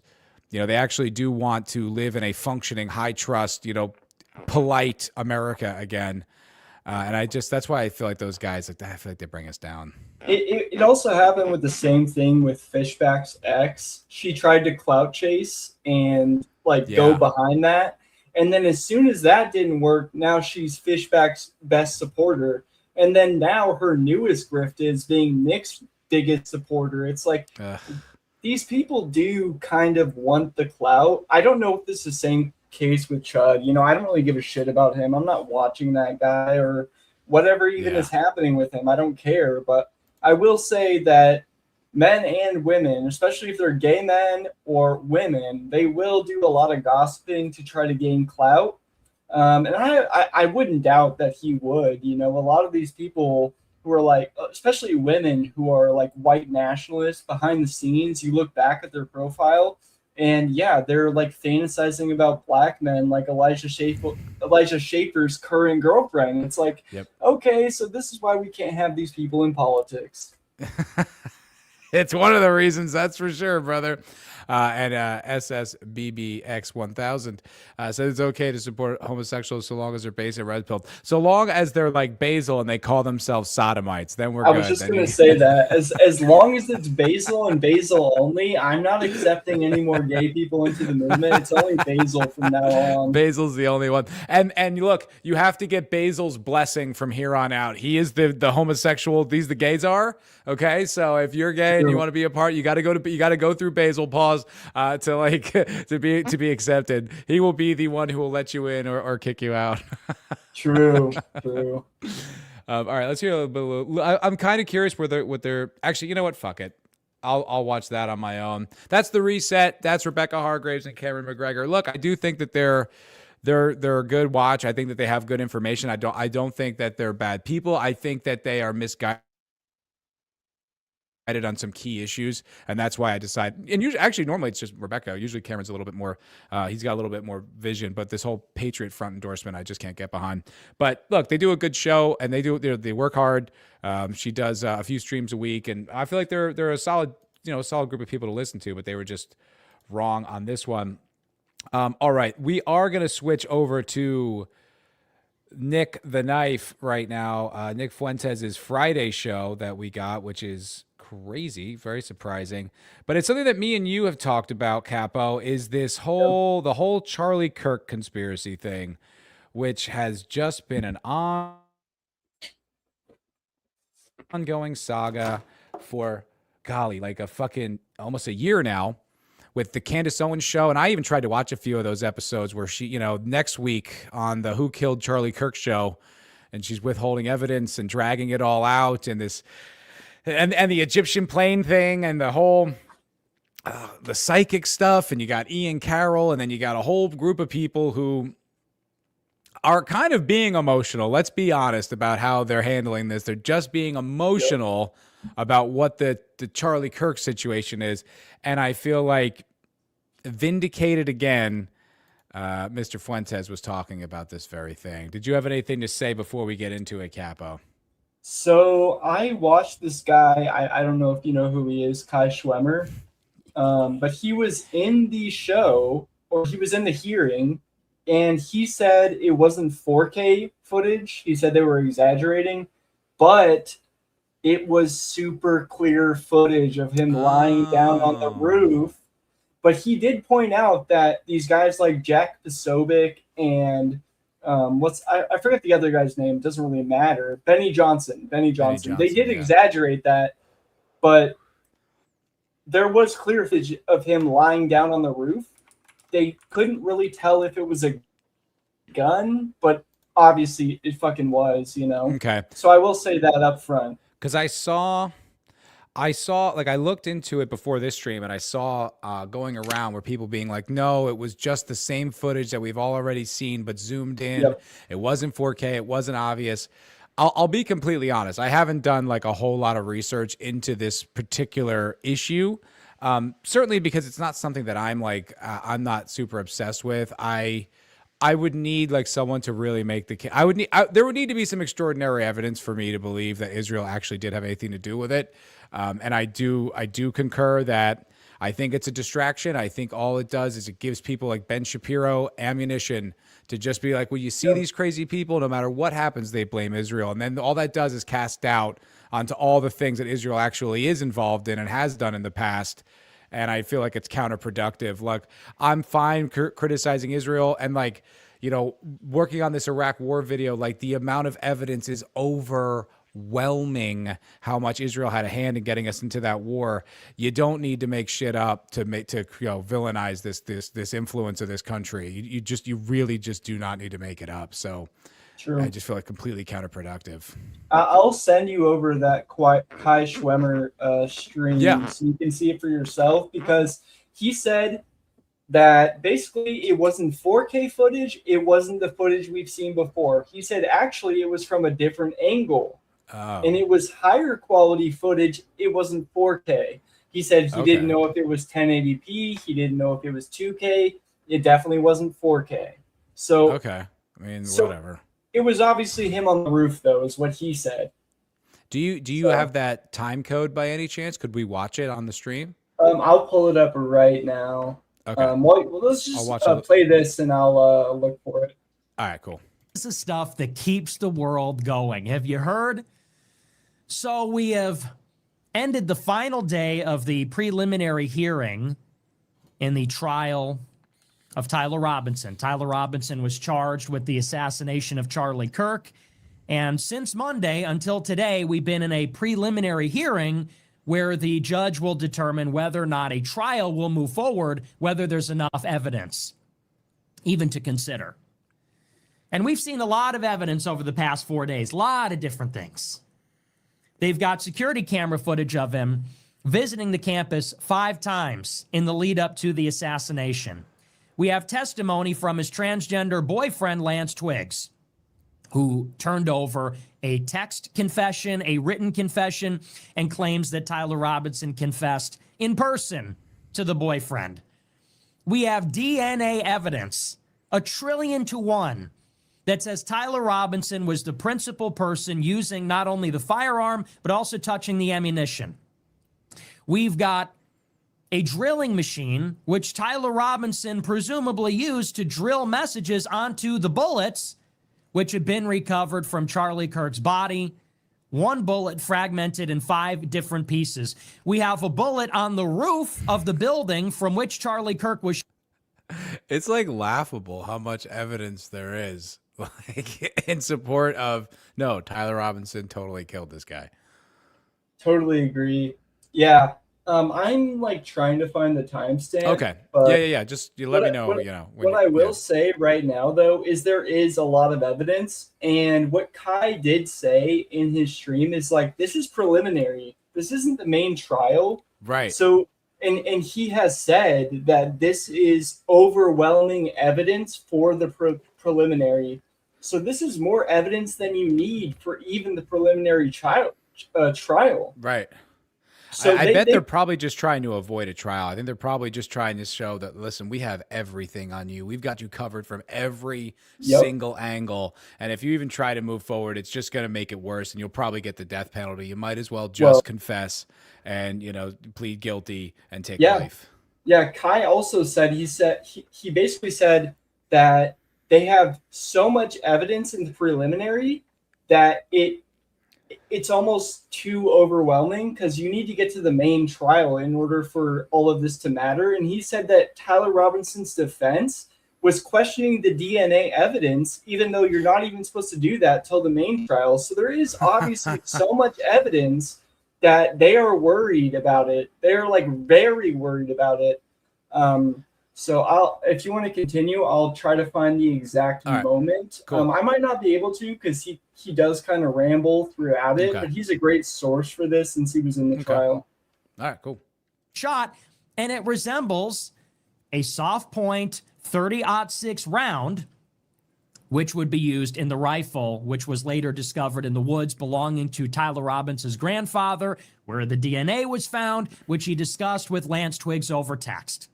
That's a lot of evidence. You might say that is a preponderance of evidence. That's not the standard in a criminal trial, but you could say there is a preponderance of evidence. That is until today, when we actually got the biggest piece of evidence of all, and we don't actually have it yet, so we're going to reserve total judgment until we do see it. But today, there are multiple people who attended the hearing, which is closed door, and some of these exhibits were not allowed to be shared with the public. But people that were at the hearing today said that today the prosecution revealed a video, which they have in their possession, which shows in high definition Tyler Robinson getting on the roof, going prone, taking the shot that kills Charlie Kirk, disassembling his rifle, leaving the roof, jumping off, and running away. High definition video with his face, and according to the people who have seen it or claim to have seen it, like Benny Johnson and Jack Posobiec and Taylor Hansen and others, all of these people have described it thusly.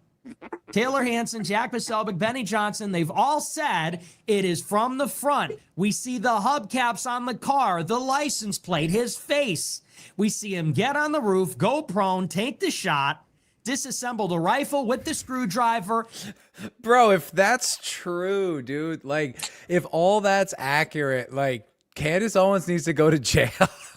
I have some insights. So Kai said that they do have high definition footage of him driving into the campus earlier that morning several times. And even the months before going to it and scouting it out, he said he did see that. He said the only thing that we can't see is the actual gunshot, like him pulling the trigger and the flash going out the barrel. So basically, everything's there besides like a muzzle flash.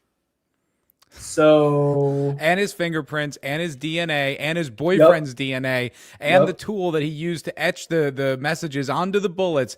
And look, I know people, and it's not even, look, I like I said at the top of the show, I am completely comfortable with being open-minded and not trusting narratives. And, you've got an interesting take. You've got an interesting perspective. If someone can provide evidence that Russia killed Lindsey Graham, I'll entertain it. Okay. Like, what do you got? But you got all that, and people are still going to be like, it's a cover up. It's like, dude, you know how hard that would be to plant all those different things and to not get caught and no one would know. And there's no cross contamination of fingerprints or DNA. It's all perfect, bro. Like, this isn't a movie. Hippocratic oath. I love that name. Candace needs to be exiled to Angola with Matt Nuclear, bro, dude. True. And that's, like, Nick goes on to make this point, and I hope that we get to it, about just what this does for the credibility of, like, the kind of critical media stuff that, like, we do, stuff that, obviously on a different level, but, like, what this alternative media sphere that had ascended over the past, let's say, since COVID, and to be completely honest, but definitely since COVID, it just destroys so much credibility because, if you're the type, I met a girl, IRL, who was like a Candace Owens fan, and she liked watching, and I was like, do you watch Nick? And I tried to kind of gently ask that question, what I mean, when you talk about Nick with regular people. But she wasn't, she didn't screech or freak out. She was just like, no, I just don't like him because of this. And I was like, okay, I sent her a clip and, whatever. But a girl like her, or a person like that, who's maybe not super tapped into all the politics, who maybe just kind of just watches one, and the rest of the time they're watching baking videos or, whatever the hell other people watch on YouTube. Wouldn't you, like, the chances of them being like, well, she got this one wrong. It's like, no, she's been doing this for fucking almost a year. She's dedicated almost her entire channel to doing this. Like, this is like almost like the Trump coin level grift, I mean, she like rug pulled her audience. Like, to be fair, it's not as malicious, but it's the type of thing where it's like, all right, well, then they're just going to walk away now. And they may, they're just going to either tap out of politics or just think that maybe the people online are kind of kooky and it's not really just the truth tellers. Like, I do think the reputational damage to alternative media is taking a big hit after this one. What do you think, Capo? I totally agree.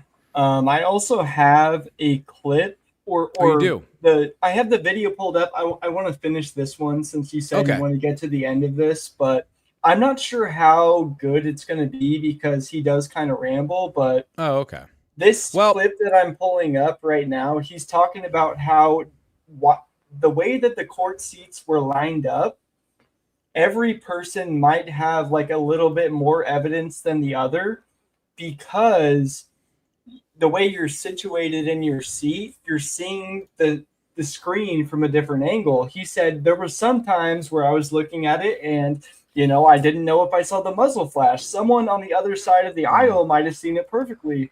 So that's what I have pulled up. I'm not sure how far you're going to have to get into that to see the full depth of what's going on, but he is super insightful because he was there. He's not Candace Owens, thousands of miles away or whatever, who's just speculating. He was there, and he believes Tyler Robinson did it because he is an older Groyper. He's been a part of this movement for a while.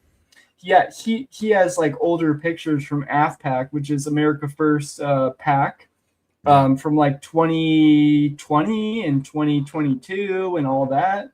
But he doesn't have any... like, whatever anyone thinks about the credibility of the Groypers, I would say that if anyone's credibility should be questioned, it would be Pasabic's and Benny Johnson's, right? Like, they would have more invested in it, like a narrative. And he calls them out too. He does call them out. He's a Mormon though, so he's like very nice and like this nice guy, but he does kind of say like, yeah, they're kind of exaggerating here and there, which is very useful for this type of stuff. You know what I mean? Yeah, no, totally. Yeah. Should we pull it up or do you want to wait?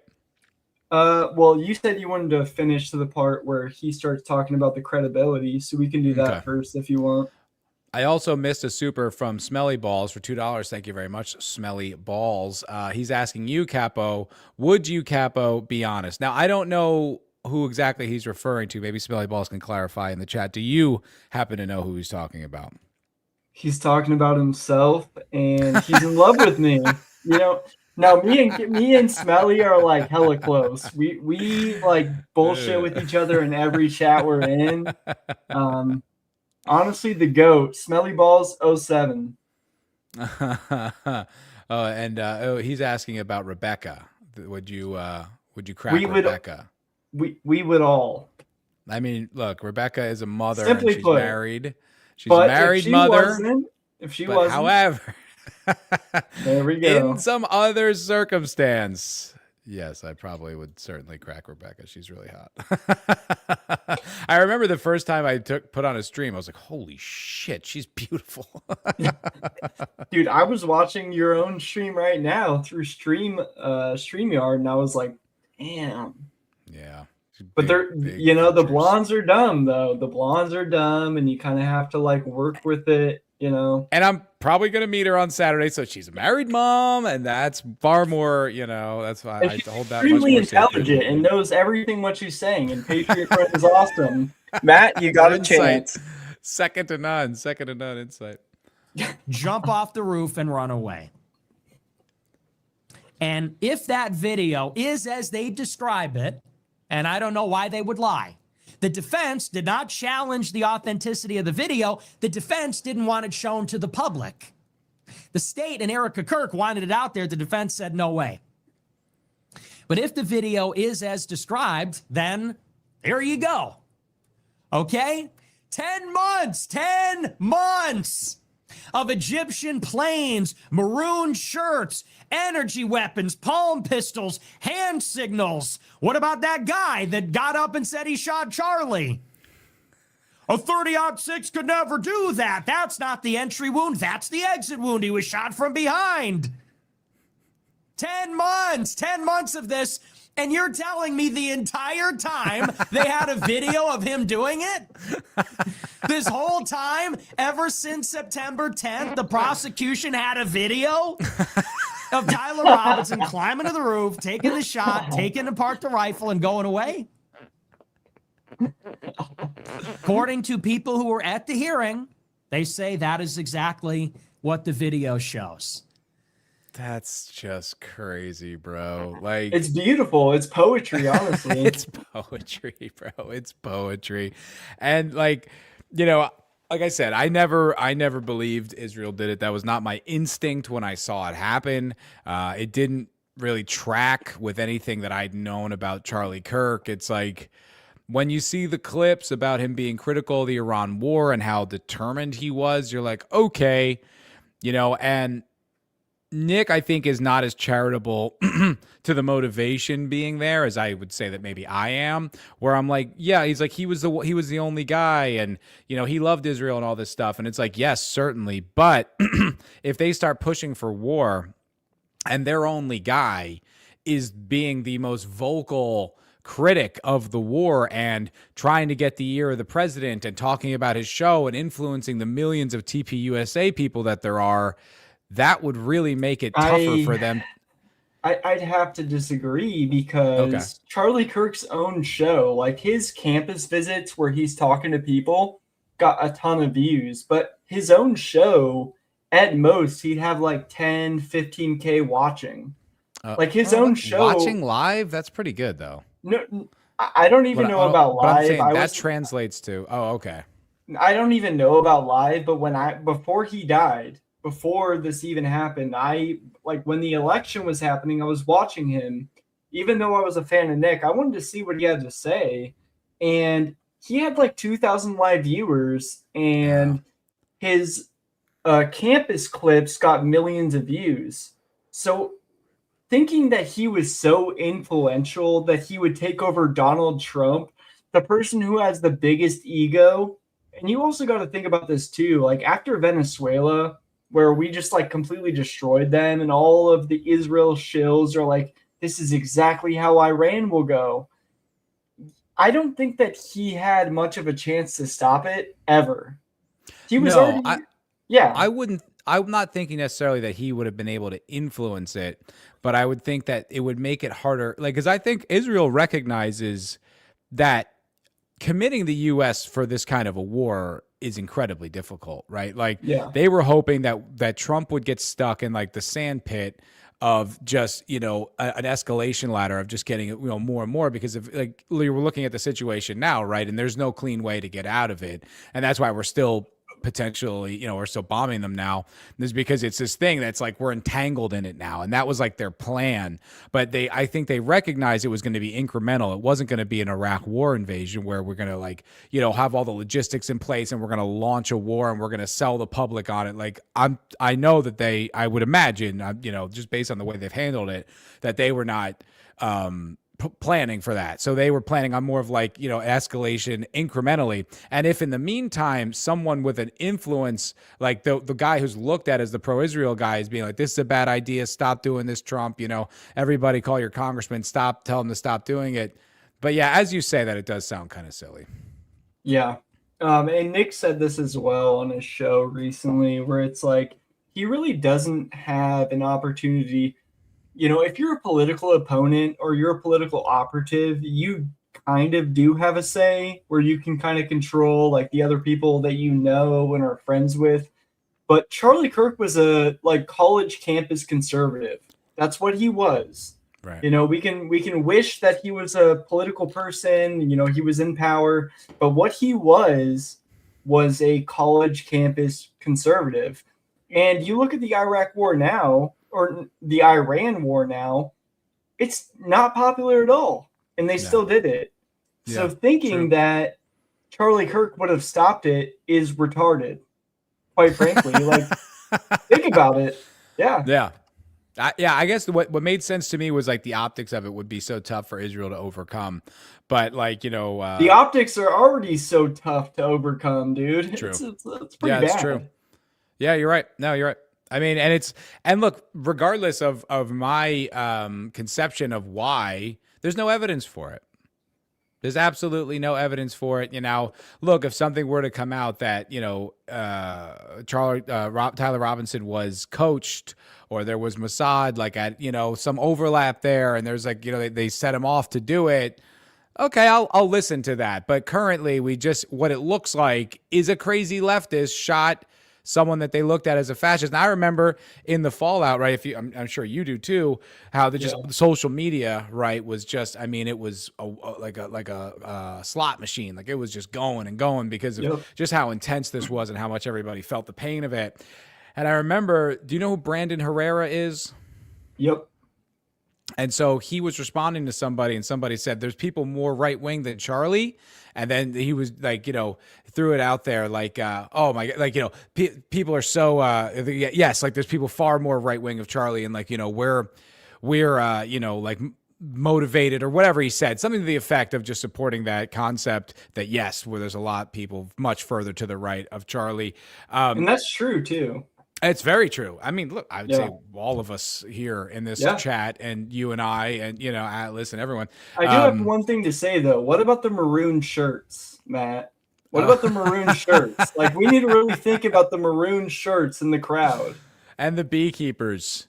True. But what I think we kind of lost, especially like if you're being conspiratorial, like, you lost track of the fact that, look, man, there were lots of people who were celebrating this. Like, there were people who were pumped. There is a contingent of this country that, like, if they were in power, if they had autocracy, I don't know if they'd kill us all, but they would certainly demonetize us and maybe, deplatform us and maybe imprison us for the speech and things that we say. Like, they hate us so aggressively that we since time has passed since Charlie's death, I think it's easy to kind of forget that, but that's real and that's out there, and that tracks a lot more with what we've seen in political violence recently.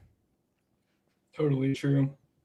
We can continue a bit if you want, and then in Discord, I have the video pulled up for you. I'm not sure how informative it will be, but we'll see. Okay. All right. I still can't believe Brandon's Jewish. Brandon Herrera's Jewish? Is that true? Do you know that? I does not don't look Jewish. think that is true. I think that I might have be a not heard rumor, this. and if he is, he's probably like a quarter. But that dude is American through and through. Look at his actions, not his words. You know, look at what he does. You know, he ran for Congress. He tried, and they shut him down. If he was a Jew and he was really subversive, they would have, let him through. But no, I had a chance to meet him. I had a chance to meet him years ago. I went to a meetup of like the Nerdrotic, like the kind of the nerd tubers. I went and met up with those guys because I'm like friends with them. And he was there, but I didn't know who he was. Like, and people were talking about him, and they were like talking about like his run for Congress. And I didn't know, I hadn't heard of him. So had I known, I would have been able to talk with Brandon, but I never, like I blew it. I blew my opportunity. All right, let's get into a little more Nick here. Now, you would think that all of this evidence would put the case to rest, right? Charlie Kirk was struck in the neck, died instantly, 1 shot, 1 kill, 1 entry wound, no exit wound. We got the murder weapon. We have the killer's DNA on it. We got video of him placing him at the campus, video of him pulling the trigger. He confessed. His parents turned him in. The boyfriend testified he confessed. We got text messages, Discord messages, a written note. You would think that would be enough, but rest assured, here's how it's going to go. Today, the conspiracy crowd says that video is not as described. We have not seen the video. We don't believe what you're saying about what the video shows. So what happens when the video comes out? Now, like I said, I'm withholding judgment. We haven't seen it. We don't know. I think this is like what me and you were talking about, texting about earlier today, Capo, was like this kind of almost like this ideological commitment that overlaps with like the left. Yeah. Like this thing where despite evidence, you still just believe it, like theologically, like you have faith in this idea without evidence.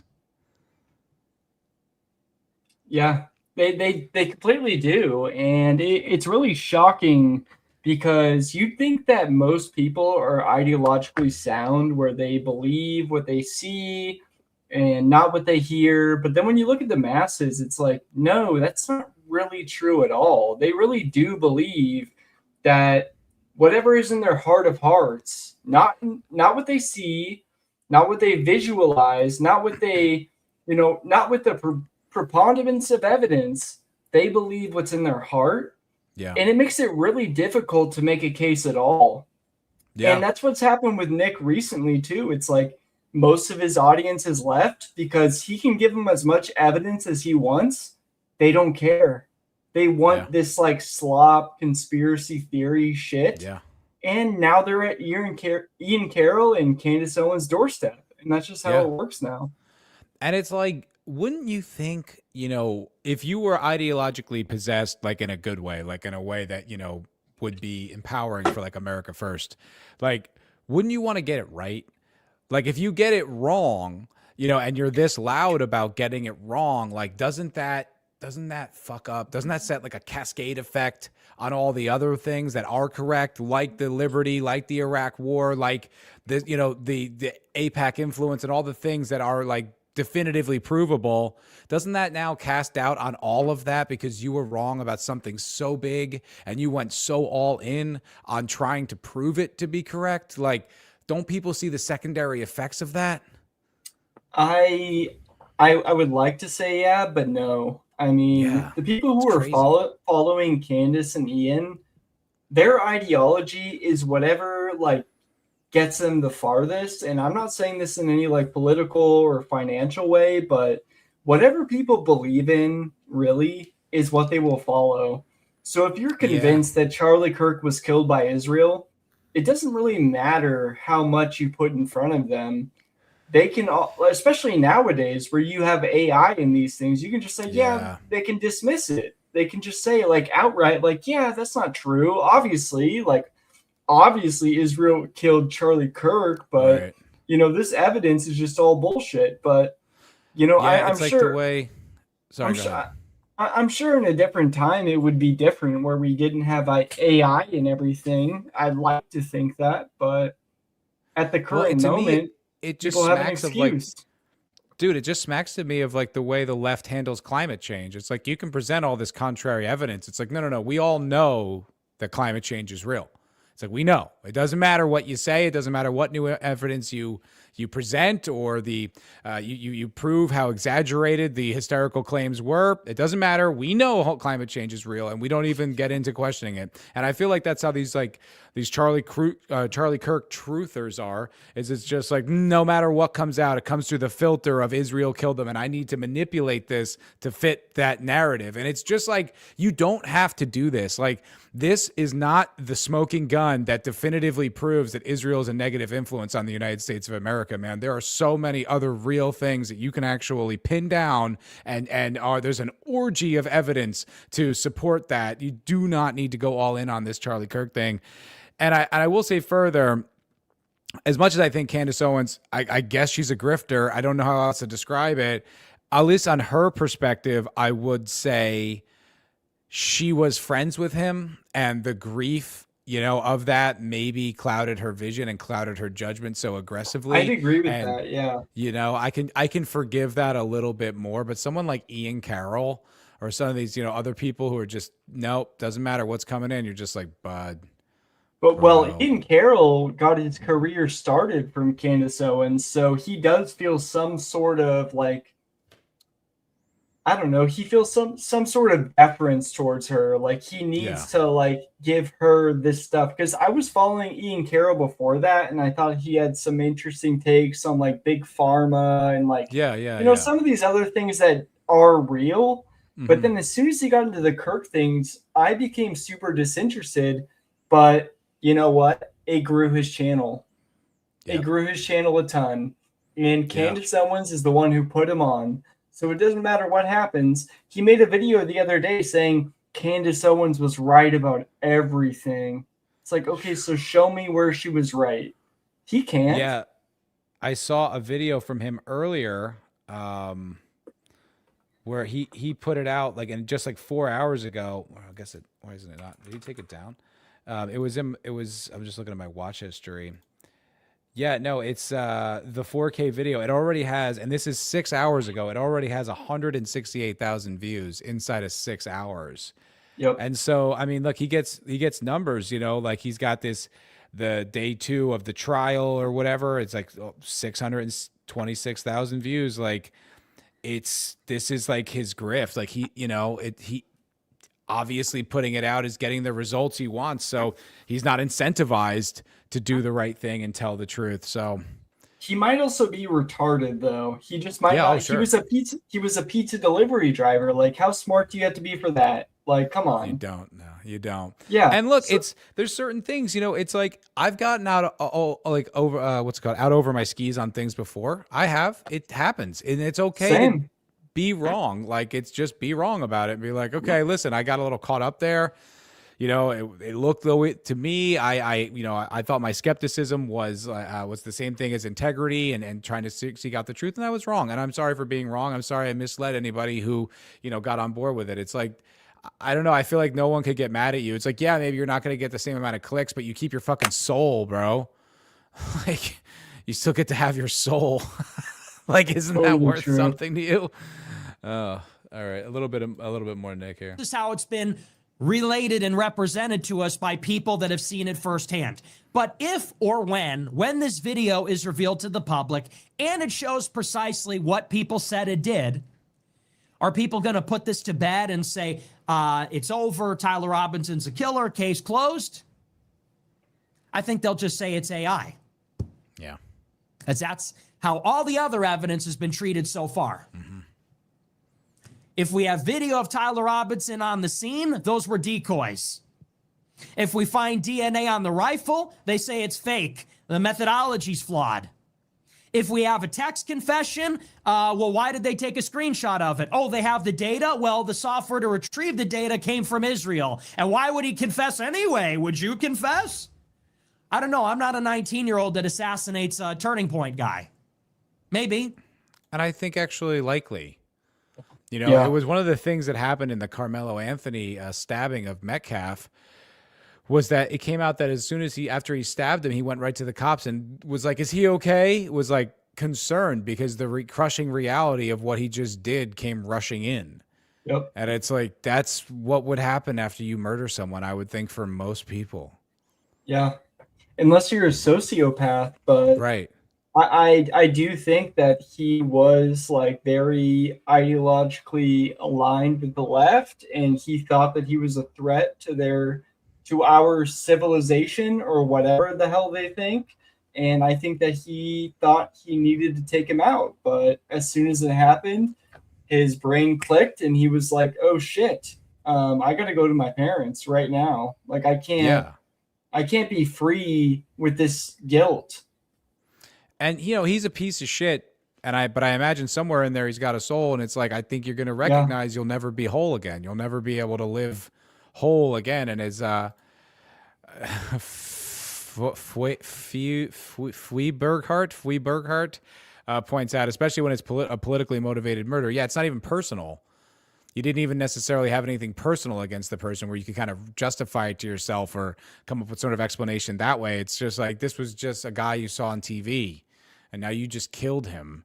You've affected history, and you've ruined a family, traumatized children. It's like, yeah, I think it's likely he would confess, actually. 100%. Nate Dogg says he likes the co-host format, Capo. Well, we might have to do a regular show then. What do you think? I like the sound of that, brother. I like the sound of that. I'm glad to see Hell that people yeah. like it. That's how all the other evidence has been treated. So what do you think is going to happen when we finally get the video of Tyler Robinson shooting Charlie Kirk, as we all know he did? Oh, they'll just say it's fake too. That's fake. Are we sure it's him? That doesn't really look like him. It's grainy. It's a decoy. It's a body double. It's artificial intelligence. But it is truly mind-blowing that it has gotten this far. People pulling on every thread, exhausting literally supernatural explanations. We literally arrived at time travel and magical powers in the astral realm. Not exaggerating. Those are all things that were said. Fucking crazy. With complete sincerity. Dude, I never got to the part in the Candace Owens saga where she started talking about he was like a time traveler and shit like that. And I kept up with it for just a bit, just to like see how crazy she has gotten. And she said basically that he's a time traveler type of thing, and that he knew his future, so he had to prevent the world from going through what he went through, so they killed him, and he knew it was going to happen, or something fucking crazy like that. It's like, I am my stepsister like loves Candace Owens.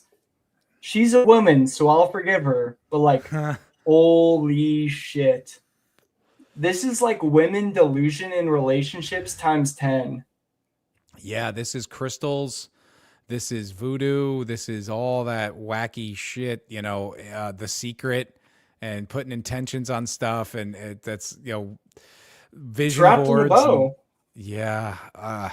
Like there's certain, I would say, maybe less tangible things that I believe in, not even necessarily spiritual or religious, but things like, the power of positive thinking. I actually think that there's like a lot of virtue in that, and that like the way you construct your thoughts to be, whether positive or negative, has an impact on who you are as a person, right? That's a little woo woo in the sense, right? It's not practical in the way, you can you can prove to it, but like when you're saying stuff like, he's a mystical time traveler and he knew he was going to be assassinated. So it's just like late, like, Candace, take a week off.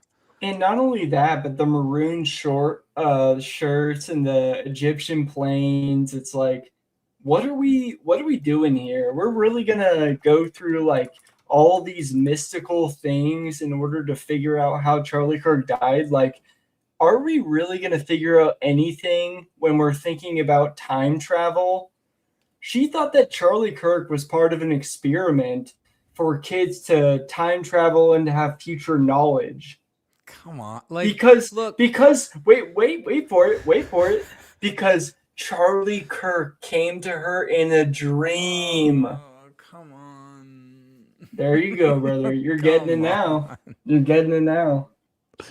It's like, look, there's a lot of crazy stuff that the government has got involved in, right? Like there was that movie, The Men Who Stare at Goats, that came out, probably 20 some odd years ago now. And it was about that. It was like a psychic division of like the CIA or some shit like that. And I think it was based on like partially true. It wouldn't shock me when you see what the MK Ultra files that got declassified. That's all fucking real. But if your evidence is that he came to you in a dream, maybe you're just obsessed about this, Candace. You know what I mean? You're probably spinning your brain into knots to just come up with an explanation as to what this is. And, that's like bordering on like witch cult stuff. You're misleading people with these paganism. Weird... Yeah. It's paganism. And also, let's be real. This is why women should not be in politics. Like, this is what we come to. The evidence becomes overwhelming, bro. It's like you see this stuff, and you'll see women. I'll see it all the time. It's like they do that thing. I think Ryan Long made a sketch about it, where it's like the epidemic of women not being able to understand percentages and looking at a single exception as like, that proves that the generalization or the majority doesn't actually need to be followed. And you'll see it constantly when it comes to politics. Like you'll talk about whatever, it could be rape gangs, it could be violence, it doesn't even matter. And that you could statistically point to it being valid. And she'll be like, I never saw anything like that. And then therefore, now we all need to treat that as just as valid as like crime statistics. True.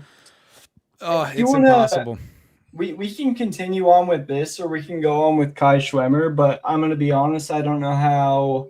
I think it will be valuable in the sense where he is showing the courtroom like layout, and he is saying like how it all works out and the different angles that people are seeing. Okay. But I sent that to you through Discord if you want to look at that. Okay. Yeah, let's watch a little bit more Nick, and then we can switch over to Kai. Perfect. And then I have one last thing that I wanted to get into, and it was, do you know who Keith Knight is? Yes, I have heard of him. Oh, you do? Yeah. Yeah. He's a smart guy. He's a okay, I got the let me see. I got it pulled up in the background here. You just have to give me a time code when I pull it up. But he's a libertarian, right? I think he works at the Libertarian Institute. And like, I always give props to the libertarians because, like I said, I feel like they're extremely well researched on what they believe. They have their rhetoric down. They have their political vision. Obviously, I feel like many of us, myself included, probably, I think it'd be preferable. Listen, if it was what we have now or the libertarian vision, I'm picking the libertarian vision. But I also feel like it's as fanciful as like a socialist ideal.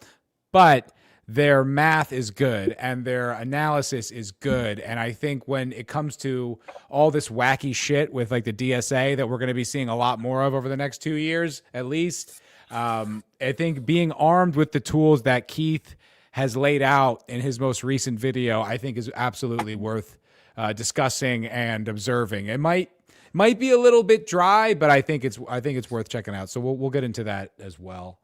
A little bit more, Nick, though. Before people would just say, yeah, a left-wing teenager, a left-wing autistic teenager shot a right-wing activist. Like, that's the craziest thing. Oh, it's a big coincidence. I don't know. I feel like that's kind of happening all the time.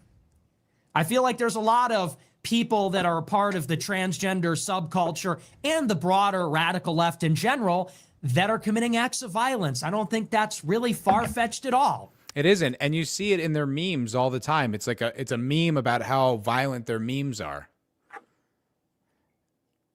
True. You ever see those, Capo? Yeah, like it's like the whole thing is like you misgender them, or you talk like there was literally one I saw yesterday. It was going around, and it was someone was commenting on it, but it was a scene from Penguin, that show Penguin, and someone was saying, oh, Christopher Nolan's new thing is going to be bad. The new movie, The Odyssey, is going to be bad because it's woke. And then they cut off woke and they just show the clip of her blowing someone's fucking head off. And you're just like, wow, because it's like, because A, it's an accurate criticism, but yeah, you can't say that or we'll kill you. And that's one thing that Nick has really harped on is the fact that the left does fucking hate us. They want us dead. And this is one thing I really hate about the Charlie Kirk conspiracy is, you know, all these people are trying to unite the left and the right, but we look at what happened after Charlie Kirk died, and Nick has talked about this a bunch, where it's like, it doesn't even matter who killed him, to be honest. It kind of doesn't. For justice, it does, but for the most part, it's like, okay, well, they celebrated. Right. So are we really going to like harp on like conspiracies and everything and say like, no, the left really doesn't hate the right. It's really the rich people or whatever the hell you think. It's like, no, they celebrated. They were on TikTok jumping up and dancing about it. They were so happy and ecstatic. I don't even think I've ever been that happy in my entire life. I know. And Nick made a good point the other day as well. I don't know if it was this show or another one. It might have been when he was on Jones or whatever. But he said, you know, it's like this left-right divide is false. It's not real. You know, this is all made up by either, you know, a class warfare thing or Israel or whatever. And he's like, okay, well then just give up on the trans thing. You know, give up on open borders. And it's like, oh, you won't. Oh, it's because actually there really is an ideological divide here, and it isn't a manufactured thing, and it isn't some fake culture war that, you know, like that meme where the billionaires are dividing us up to fight amongst the scraps. It's like, no, there's really ideological differences between these two camps. And the difference is that, you know, we wanted Charlie Kirk style debate for a long time. You know, we thought, you know, our ideas would win out in the marketplace, right? Like that was like the idea. And they want you to die if you say the things they don't like. And it's like, okay, dude, we're not even close to the same. There's a chasm between the two camps. Yeah. I watched the show as soon as Charlie Kirk died of Nick talking about it. And he said, you know, I never wanted Charlie Kirk to die. I just wanted to debate him. And, you know, he did a lot of horrible stuff to me. You know, he defamed me. He called me a manipulative liar and all this stuff. But really, all I wanted was to debate him so I could win in the right. Yeah. But at the end of the day, you're never going to win with the left. No. And that's true. You're it's just not. Absolutely true. I think there's people. I do think like, you know, there's people on the left. I have a good friend of mine who's like, you know, considers himself like on the left, but he's not progressive. And that's a big distinction that needs to be made, you know, when you're talking about potentially bridging any kind of gaps with these people. But it's because it's the people that are ideologically possessed, the people that refuse, like, you know, there is a thing where it's like, okay, we both identify a problem and maybe we have a different solution as to why that problem exists. But it's the people who don't even acknowledge that it's a problem, like an open border situation where they're just like, yeah, it needs to be open, and if you think otherwise, you're racist. It's like, okay, we can't do anything with you. There's nothing we can do with you because you're delusional. You're either delusional, you're lying, or you do maliciously want to destroy this country, and I can't. We're not doing that. I don't think there's anything crazy or out there.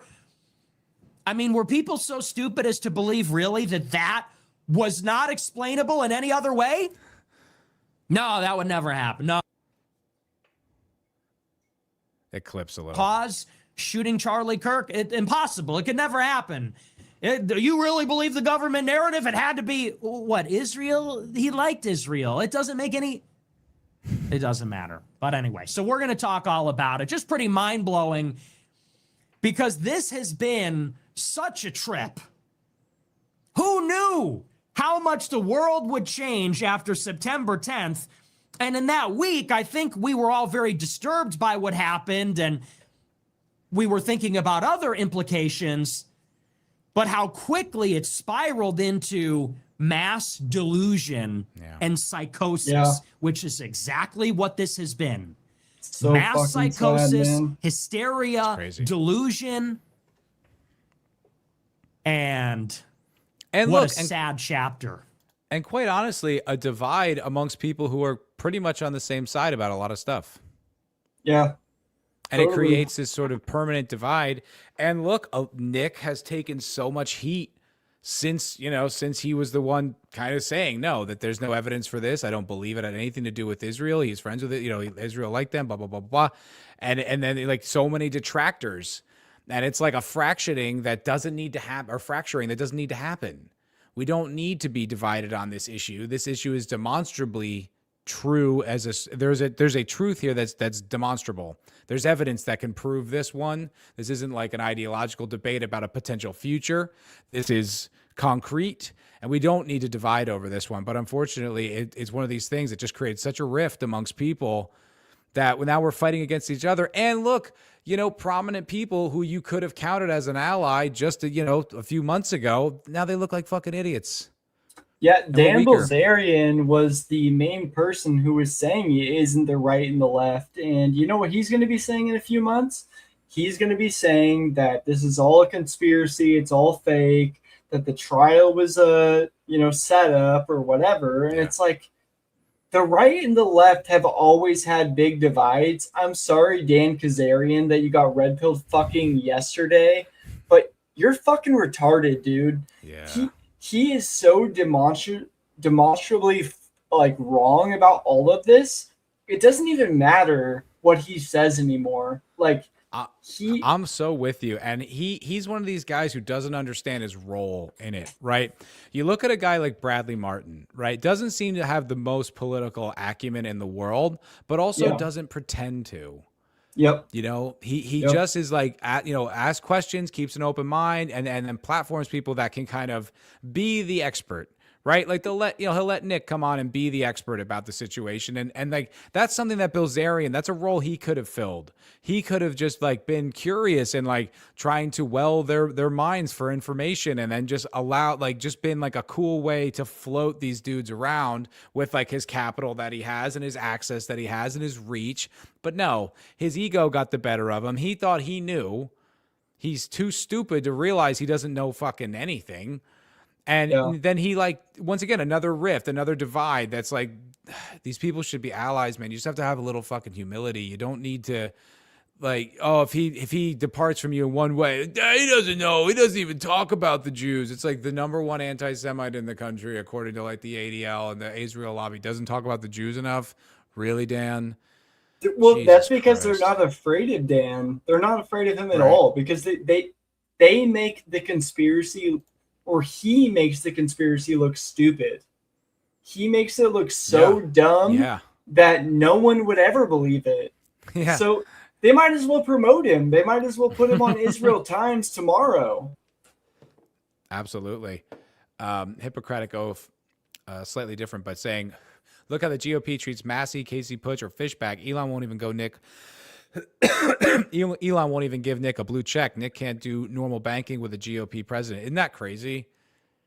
Like, that's that one thing. It's like that the right protects, or the left protects the radicals. The right does not. The right tries to silence them. I mean, the total Elon limited hangout. came out and called Nick a Fed, and then Nick posted a thing about Elon saying he's Fed jacketing, which is true, because Elon Musk literally does military contracting. How are we going to pretend that that's not even true? Like, he's literally in the government. He's like, and he's extended too, right? Like he can't just like go all in on stuff like this, and because he can't tank Tesla and SpaceX and Twitter and all the things he's got his hands in, right? He can only do so much. He can say base things or retweet, Citizen Vigilante or whatever, but he can't really get involved in it, because it's like there's trillions of dollars at stake, and how many jobs and all these different things. So it's one of these things where it's like, I actually don't know like what the solution is, but I do know it's like you gotta be reasonable about these types of things, man. It's like, look at the players look at their look at who they're connected to and all that type of shit. Anyway, I'm just babbling, but all right. I have the Kai swimmer thing, but I also noticed that a right-wing coalition just put out a new video called Gen Z's Last Hero. We can do that one first, or maybe kinda that's the last curious. one. I don't know what you're doing here, but we can do that first. Yeah. I mean, look, it's just a commentary stream, and look, technically this came out this week, so we can talk about it. But I don't know.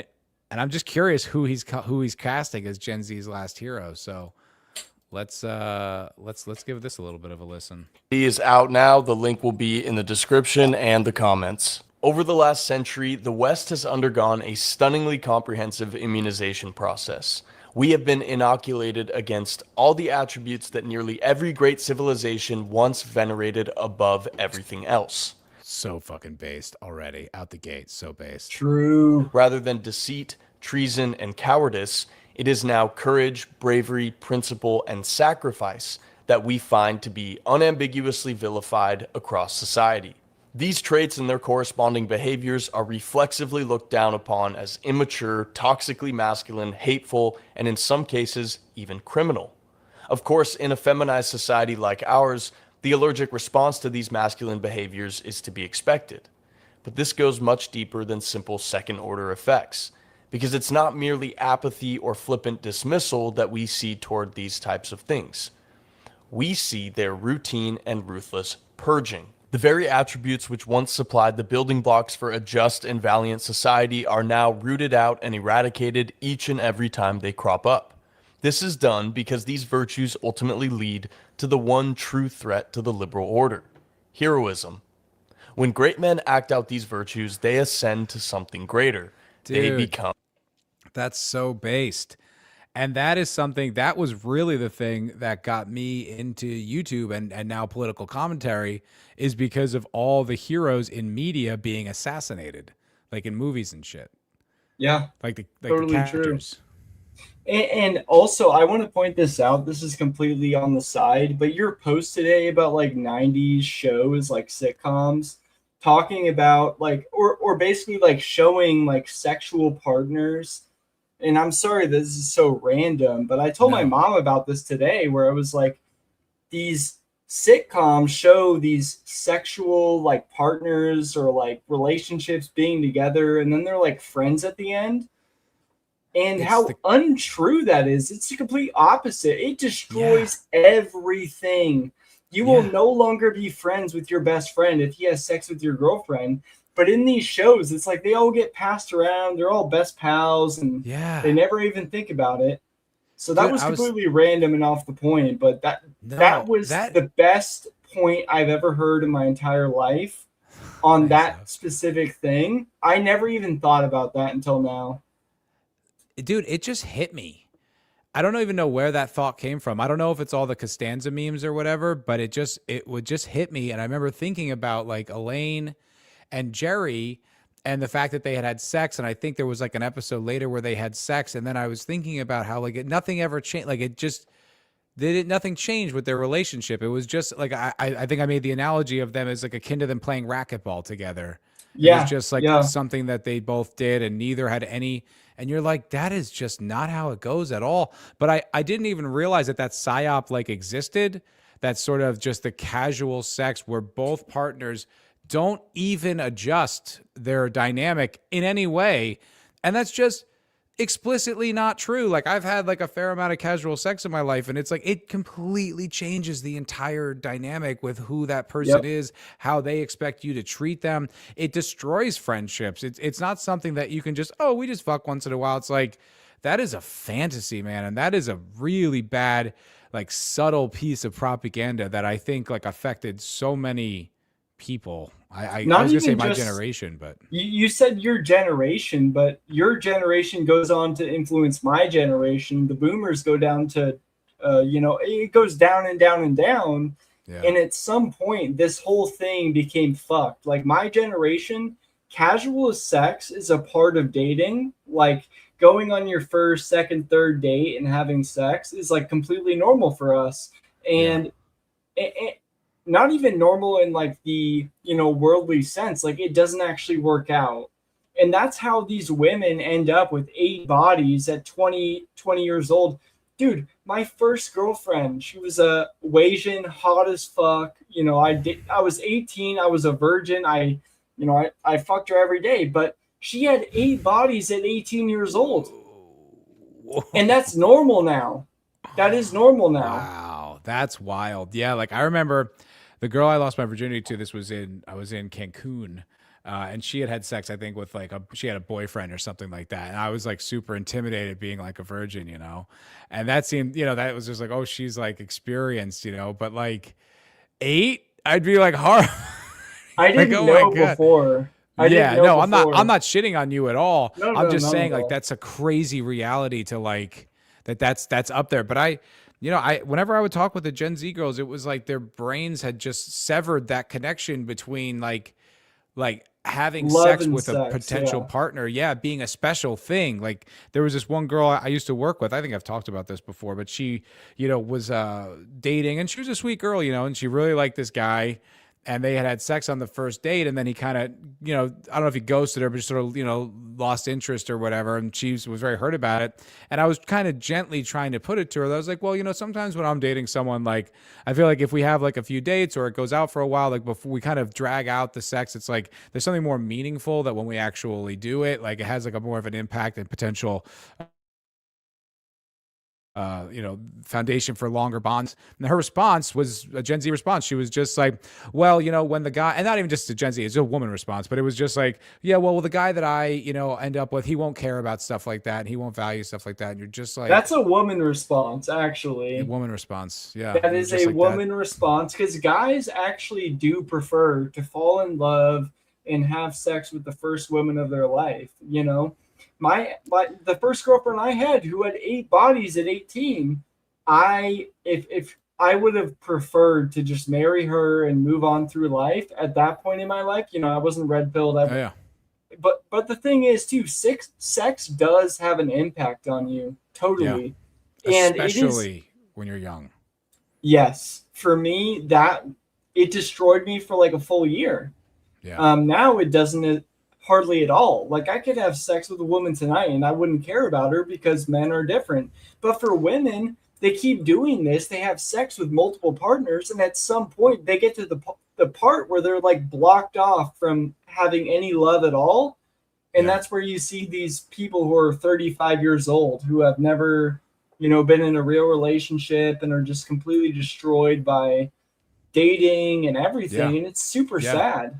This culture of casual sex has so many casualties that we're not even really aware of. I think that I might work on a video about that, because it was something that hit me just so profoundly, where I was like, wow, because that's just when you're a kid, you know, and yeah, technically these are adult sitcoms, but they're on network TV. I mean, you know, my family, we all watch them, and this depiction of casual sex is just having like zero consequences, literally zero. Like you'll just go on being friends exactly like you were right before that. Is like a complete, that's propaganda. Like that's insane. That's an insane thing to put into the minds of, you know, it could potentially be kids. I know it's not designed for kids, but like I said, network TV. Got a super chat coming in from Mitchell Black. What up? Saying Capo standing on business. Always, bro. Always. Let's fucking go. All right, let's watch a little bit more of Joey's video, and then we'll get into Kai. Heroes. And a living hero is the greatest threat of all to the liberal order, because a hero is one of the few rogue forces that could successfully wield the masses in revolt against the system. The liberal order realized long ago that if it wanted to maintain its hold on society, it would have to deal with this problem. While most egalitarian ideologies seek to destroy hierarchy outright, liberalism is actually capable of recognizing the inevitability of hierarchy. It concedes that there will always be a greatest at any given time in any specific domain. There will always be a richest, a most popular, a best looking, and so on. A hierarchy will always form, and no amount of social engineering can get rid of this. So the liberal order realized that if it could not kill heroes and heroism altogether, it would have to at least regulate the bounds of it. It therefore chose to allow the great men of our age to have unanimous free reign, but only in a very specific domain. They've been permitted to revolutionize an industry, perhaps dominate on the field, or even fill stadiums as they play their songs. And in this invisible cage, they're given the illusion of freedom. But you'll likely have noticed throughout the years that anytime these men have gotten close to stepping out of bounds, their advertisers and investors seem to instantly flee, their contracts dry up, and the entire media apparatus coincidentally decides to annihilate their reputation. Super fucking base. We're just going to leave it there. That's going to be a teaser. Go watch Joey's video on your own. I'm going to put it in the comment section here. Watch Joey's stuff. If you don't watch Joey's stuff, I don't know what you're doing, man. He's I one of the have most been influential guys to me. watching. I've been watching Joey for a while. During while I was watching Atlas, because I've been watching Atlas for the past 2 years. But once Atlas started reacting on stream to Joey's content, I went straight for it. And that dude, I'm probably going to do a show with him. I have to message him still. He liked my tweet back today because he posted this. Cool.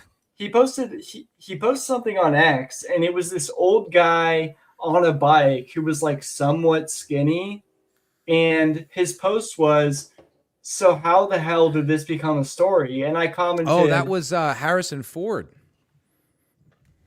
right?" The guy wasn't. No. Oh, it was just a random story on like the New York Times or like Daily Mail of like some old guy on a bike who was like somewhat fit, not really. And I commented on his post. I said, "Somewhat skinny old guy on a bike, front page news now." And he liked the tweet because, yeah, it doesn't make any sense. It was an old guy on a bike, probably going for like a 5-minute ride down the block.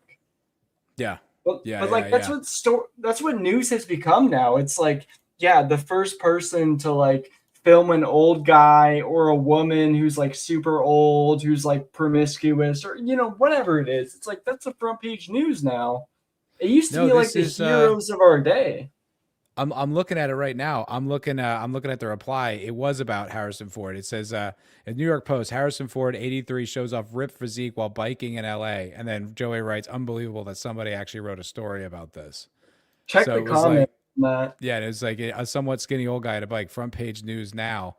Yeah, I mean, it is ridiculous that they made that story, and it's. I don't even know who Harrison Ford is. Really? No. Wow, that's a crazy generation gap, dude. He was like the fucking GOAT for me. Han Solo, dog. Oh shit! Yeah. Blade Runner. Like, why is that? I don't even, to be honest, I don't even think Joey knew who that was. Oh, I guarantee Joey knew who that was. Yeah. I'm 99% sure Joey knows who Han Solo is. I don't know. I mean, maybe not, but I would think so. I mean, like, yeah, Indiana Jones, Blade Runner, The Fugitive, that was the guy. Holy shit. Yeah. It's hard to imagine someone from like Indiana Jones or Star Wars looking that old. Well, nigga, that came out in 1977. I wasn't even born. Dude, fair enough, bro. I'm 24 years old, so for me, I that's crazy. You're born after 9/11, bro. Like that's blows my fucking 2001, mind. Brother. That's crazy. No, I was born right after 9/11, so I was December 21st, 2001. That's just crazy to me, dude. Like I remember, and this was years ago. I was a camp counselor. I was still in my 20s, and I was a camp counselor, and there were these little kids, and I was like, holy shit, some of these kids were born after 9/11. Like, that was like, then they're walking around talking and shit. Like, that's nuts. And now y'all are like adults, and I'm just like, oh my God. Like, it's so nuts. But actually, in my Iraq war video, I make a big point about 9/11 because I realized, probably, obviously, someone like yourself, you wouldn't understand what that felt like at the time because you didn't live through it. It used to be such a common cultural touchstone that we would all talk about it and we all understood because we had the same, cultural experience. It'd be like talking about Charlie Kirk or something like that. Like you don't need to explain what the impact of that was. You just get it. 9/11 was like that times 1,000, but I actually dedicate a fair chunk in the video to explain the mentality at the time because it is one of those things that's so important. But yeah, that's crazy, man. That is so interesting. I had the timestamp for you as well whenever you need it. It's 48.16. You can go a little bit before that too, but all right, let me read Lord of the Ree. What's up, Lord of the Ree, by the way, brother? $2 super chat saying, watch Keith's full episode about DSA. It's great. I know, right? We have to get to it a little bit. You watched that whole thing? That's so fucking badass. Yeah, we got to get to it a little bit. Thank you for the super chat, brother. Yeah, Keith is dude, that's why I respect the libertarians. I know that they're not popular in the dissident right. I get that, but I still think that they're, at least the information they put out there. And look, they've been fighting this fight for a long time. They've been out ahead being Israel critical for a long time. like a big source of that video for me is Scott Horton, because of how solid he is on that particular topic. So yeah, thank you for that super chat, brother. Yeah, I was the exact same age, man. Fucking old men right here, bro. I was 16. Yep. You too? Yeah. So fucking nuts. I almost joined the Marine Corps too, literally because of that. Like, it was like we were that. Oh, I knew a bunch of dudes that went and served. But yeah, It's Star kind Wars of is an old crazy. movie, but it holds up. Yeah, based. It's kind of crazy how well that propaganda worked of 9/11, even though they knew it was coming. Like, it did work for war propaganda. Like, now me being 24 years old, it's like crazy looking back that so many young men were willing to die for this cause that wasn't even real. Dude, if they wanted to convince us that we had to use a nuclear bomb to take care of it, we probably would have gone along with it, because it was like nothing we'd ever experienced. We couldn't believe what had happened. It was the most surreal thing ever. And I only, up until recently, only learned what Osama bin Laden's real motivations were. I didn't know. It was like, I was 16. They said they hate us for our freedoms. It sounds retarded now, but at the time, you're like, okay, well, glass, wherever the fuck they're, Afghanistan, where is that? Okay, kill everyone there.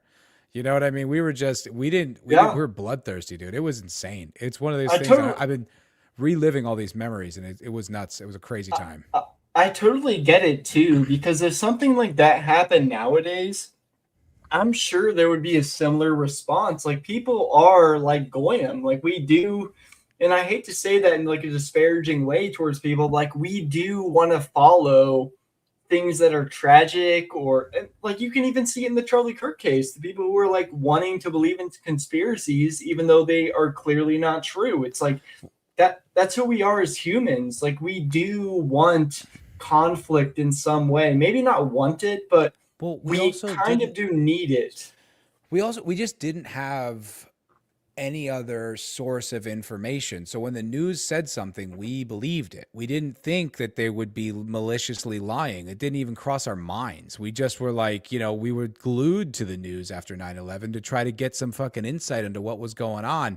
It was only until like after a while. And like, look, to be fair, the news back then, not Fox News, but like the liberal media was pretty critical of Bush. They never explained that this was a war for Israel, obviously, but they were pretty critical of him, and it just kind of created this this kind of just disillusionment with the establishment and the system. I mean, that's why the Republicans had such a hard time ever gaining any cultural traction again, because everybody's memory of them was like, oh, these fucking liars who used our grief to trick us into a war we didn't need to go to.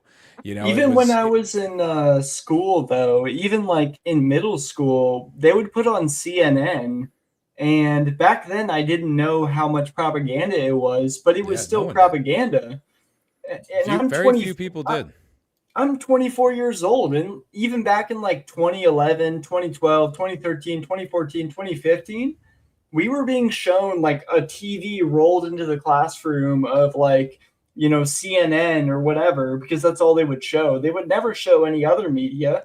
And no one had a reason to question it. We didn't know that it was bullshit. We didn't know. And that's my point too, is it's really even more recent than 9/11. It's like very recent that people even started to question the media, because back when I was in school, it was like CNN is gospel. Well, the way I think we looked at it for a long time was it would be like, it was down ideological lines. It's like, okay, you could trust the right-wing news for certain things, and you could trust the left-wing news for certain things, but you couldn't trust the news entirely because you knew they had like a bias. But I never thought, and I don't think many people thought, that they were colluding to lie to you about like gigantic things that directly affected your life. I don't think many people, like, I think if I said stuff like that with that degree of skepticism back then, they would have looked at me like I was fucking crazy. Totally. Same here. They never looked at conservative media, though, by the way. Yeah. Oh, yeah. I mean, few do. Do you have the time code for this? 48.16. You can go a little bit before then. Okay. Scrutinized that could be better investigated watching it a second time. There are parts of the video where you're like, oh, hold on. No, where's Tyler? Oh, there he is. And you wonder if you missed something. There are times where you wanted to look at the timestamp, but you weren't because you were paying attention to other parts of the video. That was just kind of how it went. There are probably details that I did not see that somebody else did. For instance, did Tyler Robinson fire the weapon? Is he shown firing the weapon in the video? He is seen very clearly going prone. His movements are very clearly shown, and they're easier to observe than in any of the footage that I've ever seen of this. This guy speaks like he went to media school. That I have ever seen of this. He enunciates his words and chooses his cadence. You know what I mean? He's Mormon, so he's definitely like trained in being like a super nice person, I would say. Yeah, it feels like I'm kind of watching the news a little bit. Speaking of which. Yeah, for sure. No, and it's not to say anything about his credibility. It's like kind of odd to see like a YouTuber with like a news person's cadence. Totally true. But I get that. It is still from a far enough away point that the video is shot. It looks like a security camera. It is still This far is enough how he away always talks, by the that way. I could not make out a muzzle flash, but I may have missed it. It is certainly not close enough to see like the fingers on his hand. So the idea that you can see specifically him pull the trigger, that is not true. But it is possible that there is a moment in the video where muzzle flash is seen that I simply didn't have the chance to see because I missed it because of either where I was sitting or I wasn't looking at the right part of the screen.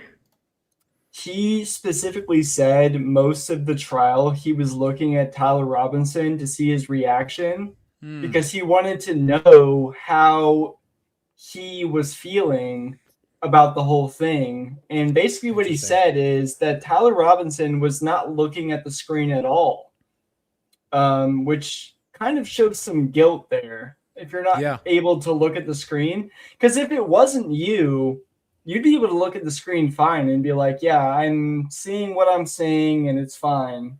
Yeah, so you'd just be like, you'd be like sitting back almost just like, yeah, you know, can't wait to watch me not kill fucking Charlie Kirk. You know what I mean? Yeah, so I just wanted to put that out there first because that's way later in this video, so we're probably not going to watch that far.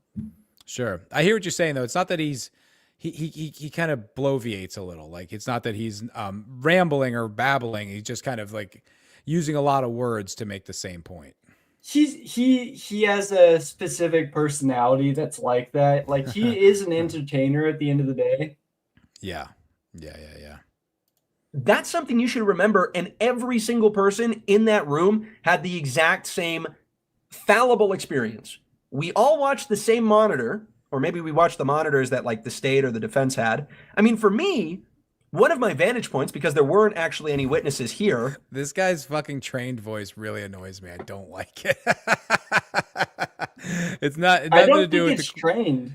I don't think it's trained. I think he's like, that's his personality. Like, I've seen him in like, he did Jubilee debates where he just debates people, and he does kind of talk like this. Like, this is kind of just who he is. Oh my God. If he was my friend, he always spoke like this. I'd be like, would you just talk like a real person, please? I would be the same. Not gonna lie. Yeah. I just think this is important. I just think this is important because this is his insight from being in the court. Yeah. Oh yeah. No, I'm not saying it's not. Look, I'm just saying it's just my impression, my reaction of his like. Yeah, for sure. Yeah, his personality or whatever. But looking at the screen here of the state, there were moments where I could see what was on their screen like almost better than what was over here because maybe somebody's head was like in the way. Now think if you're on the third or the fourth row. So this screen right here is showing where people are. So the fourth row right here, the K, his name is Kai. So that's where he was sitting. The upper row 3 is where someone else is. This is the judge at the very bottom. So this is like the layout of the courtroom that someone else posted, because it is very it's very good to know this because the screen was actually behind the judge. So where Kai is sitting, he can't necessarily see the full screen, and that's why it matters so much what he's saying. Okay. Yeah, I think it's fair. It's not even about the information. It's just he reminds me of someone too. I can't put my finger on it. He reminds me of like a radio guy or something. I can't try to. He probably could be a radio guy. Yeah, I'm not gonna lie. Yeah, I mean he could do like the ad breaks and like the 106 KWA they're playing nothing but the hits. Yeah, totally. One of those guys. Yeah. And I want to retitle this. This is 1. This is 2. This is 3, and that's 4. If you're on the 4th row, it's much more difficult to see this screen. You see through a glass darkly.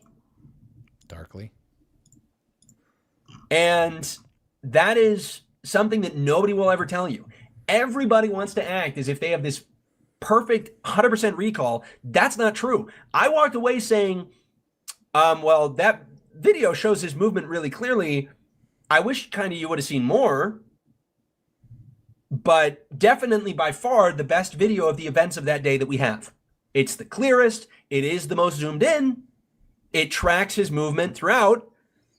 And it was basically a better version of the footage, of a lot of the footage we already have. Now, there was one thing that to me appeared authentically new. And that's what I'll show you now. I'll show this to you now. And thank you. Shout out to Heidi Hatch for showing us this depiction or creating this depiction of the courtroom. That's such a funny background. Yeah, it's like a 70s, 80s bar. Yeah, that's 80s, early 90s. That's like Saved by the Bell. Like that kind of exaggerated, like kind of cartoony, like whimsical. That's so funny. That's like, I recognize that from my childhood. That's his whole show. Is this background. So that's wild. Yeah, I recognize that like design style from my childhood. That's wild. Let me pull this up. And it wasn't the 70s capo. What was it? It doesn't matter, all right? Don't you worry about it, young man. Okay. Hands We're up. We're going to go now to the post by Brandy Siciliani. Now, Brandy said, I was in the courtroom today. There's no high-quality zoomed-in footage showing anyone taking a shot. Now, what do we mean by that? Do we mean the finger on the trigger, pulling it back? She's correct. The footage does not show that detail. But the footage shows an individual hopping over the railing, getting to a prone position, and it takes place during the time of the shot. Could very reasonably, maybe I just didn't see it, could very reasonably include the shot being taken. Is it Dave Rubin? Is that who he reminds me of? Probably, yeah. I've heard of him. Dave Rubin. It's someone. It's just that there's a cadence, there's a tone. It's someone. I can't put my finger on who he is. It reminds me of, but it's someone. Muzzle flash smoke. I don't know. I didn't catch it myself. It is. And Dave frankly, Rubin. I'm not. That's who I'm thinking of. He sounds like Dave Rubin. That's what it is. That's why I guess it irks me. He reminds me of Dave Rubin. Here to say if somebody did see that they're entirely wrong, because I'm willing to admit my fallibility. I think nobody else in this entire situation has been able to admit their fallibility. And I say that as much for Brandy as I do it for Brandon Tatum. Super important. Brandy and Brandon Tatum are in the exact same situation here where neither of them want to admit their own fallibility. Brandon Tatum is this Israel shill. And a lot of these other people are in there who are like Israeli shills. So they say it's 4K because they want it to be over with. Kai is a groiper. So he's kind of unbiased here. Like if it is Israel, he'll fucking say it. But from what he saw, it's not fucking 4K. It's not. But it is clear enough for him to discern that it is Tyler Robinson. So why else would Tyler Robinson get on a roof, go prone, aim towards somebody? You know, you can't see him take the shot, but the shot is heard. Why else would he say that? I'm just going to put that out there. Yeah. I think we're going to get some more information about this particular video, but it was good to hear from him because all I saw online earlier was people just questioning that video. So this is good to hear. I do have a video pulled up of Dave Rubin and I want to hear if this is who I think it is. Cause it's like, it's kind of fucking bugging me. Yeah. Let's hear it. Let's see if this is what it's hot once again. A couple days ago, Trump on Truth. This, and you can see the image right there. This is in retribution for yesterday's bombing of ships by Iran. If it happens again, it will get much worse. That was on Tuesday. And let me throw to a video quickly. This is Trump talking about what we could potentially do regarding their electric grid and Carg Island, which might be the key to this whole thing. Look, with that, No, yeah, it's not Dave Rubin. Who is it? Well, all right, let's get to the final video of the night. We're gonna watch some of Keith Knight's breakdown. We don't have too much time left, but we can watch it for a little bit. Yeah. Oh wait, where is it? Oh shoot, didn't I have it pulled up? But I think, like I said, I think it's really important, and it's probably good that everybody watches this if you're interested in politics, especially like I said, because the DSA is not fucking going anywhere. Sadly enough, we're going to be stuck with these people for a while. But this guy, Keith Knight, does a really good job of deconstructing all their political arguments and especially their economic arguments. And being armed with these tools moving forward, I think, is crucial because, you know, the left, they love their rhetorical tactics and they love debating and discussing things. Like I find myself getting, you know, I don't really debate leftists anymore, but I used to. And I would find myself getting like thrown off because they would hit you with something that's just so crazy and so insane that you don't really have a response for it because you can't really wrap your mind around what the hell they even just said. You're like, what? And it's like it throws you off. So I feel like being armed with the responses is really good if you're, you know, the type of masochist like myself who likes to debate leftists. Rubenstein knows nothing. Yeah, Ruben's an idiot. I was a little embarrassed. I saw when it was pulled up there, it still showed me as subscribed to Dave Rubin. Did you unsubscribe? He blocked me on Twitter. What's that? Did you unsubscribe? I didn't. No. I was more focused on show production, but he blocked me on Twitter because I made a video of trashing him last year. And I think I posted it underneath some shit that he said. Got some extra views on it, but it definitely, he didn't like that, so he blocked me. And now I can't see Dave Rubin's brilliance. I can't see that Quaz insight. All right, so let's get a little bit of Keith Knight. Welcome to Keith Knight, Don't Tread on Anyone in the Libertarian Institute. Recently, there has been a great deal of overlap in the economic analysis of what caused the drastic increase in gas prices. There was such a clear correlation between Donald Trump and Benjamin Netanyahu launching the war in Iran, the blockade in the Strait of Hormuz, and an increase at the price of gas for basically all Americans. This means that the old dispute between democratic socialists and libertarians over what causes high prices, the democratic socialists had previously thought that greed was the cause of high prices. Libertarians generally saw restricted supply or supply and demand in general as the cause of high prices. When it comes to why the prices are starting to come down, it's very clear that the restriction of the supply of gas is what caused the prices to rise. This is an obvious example of government intervention restricting the supply of something and the cost drastically going up. I kind of want to skip ahead. Not that I think all this is valuable, but it might be a little bit dry. And I haven't seen this part. He's got these myths, and that I kind of want to, that he's like dispelling, and I kind of want to see that. It's a myth. I do want to say one thing. His logo, "Don't Tread on Anyone," is fucking retarded, bro.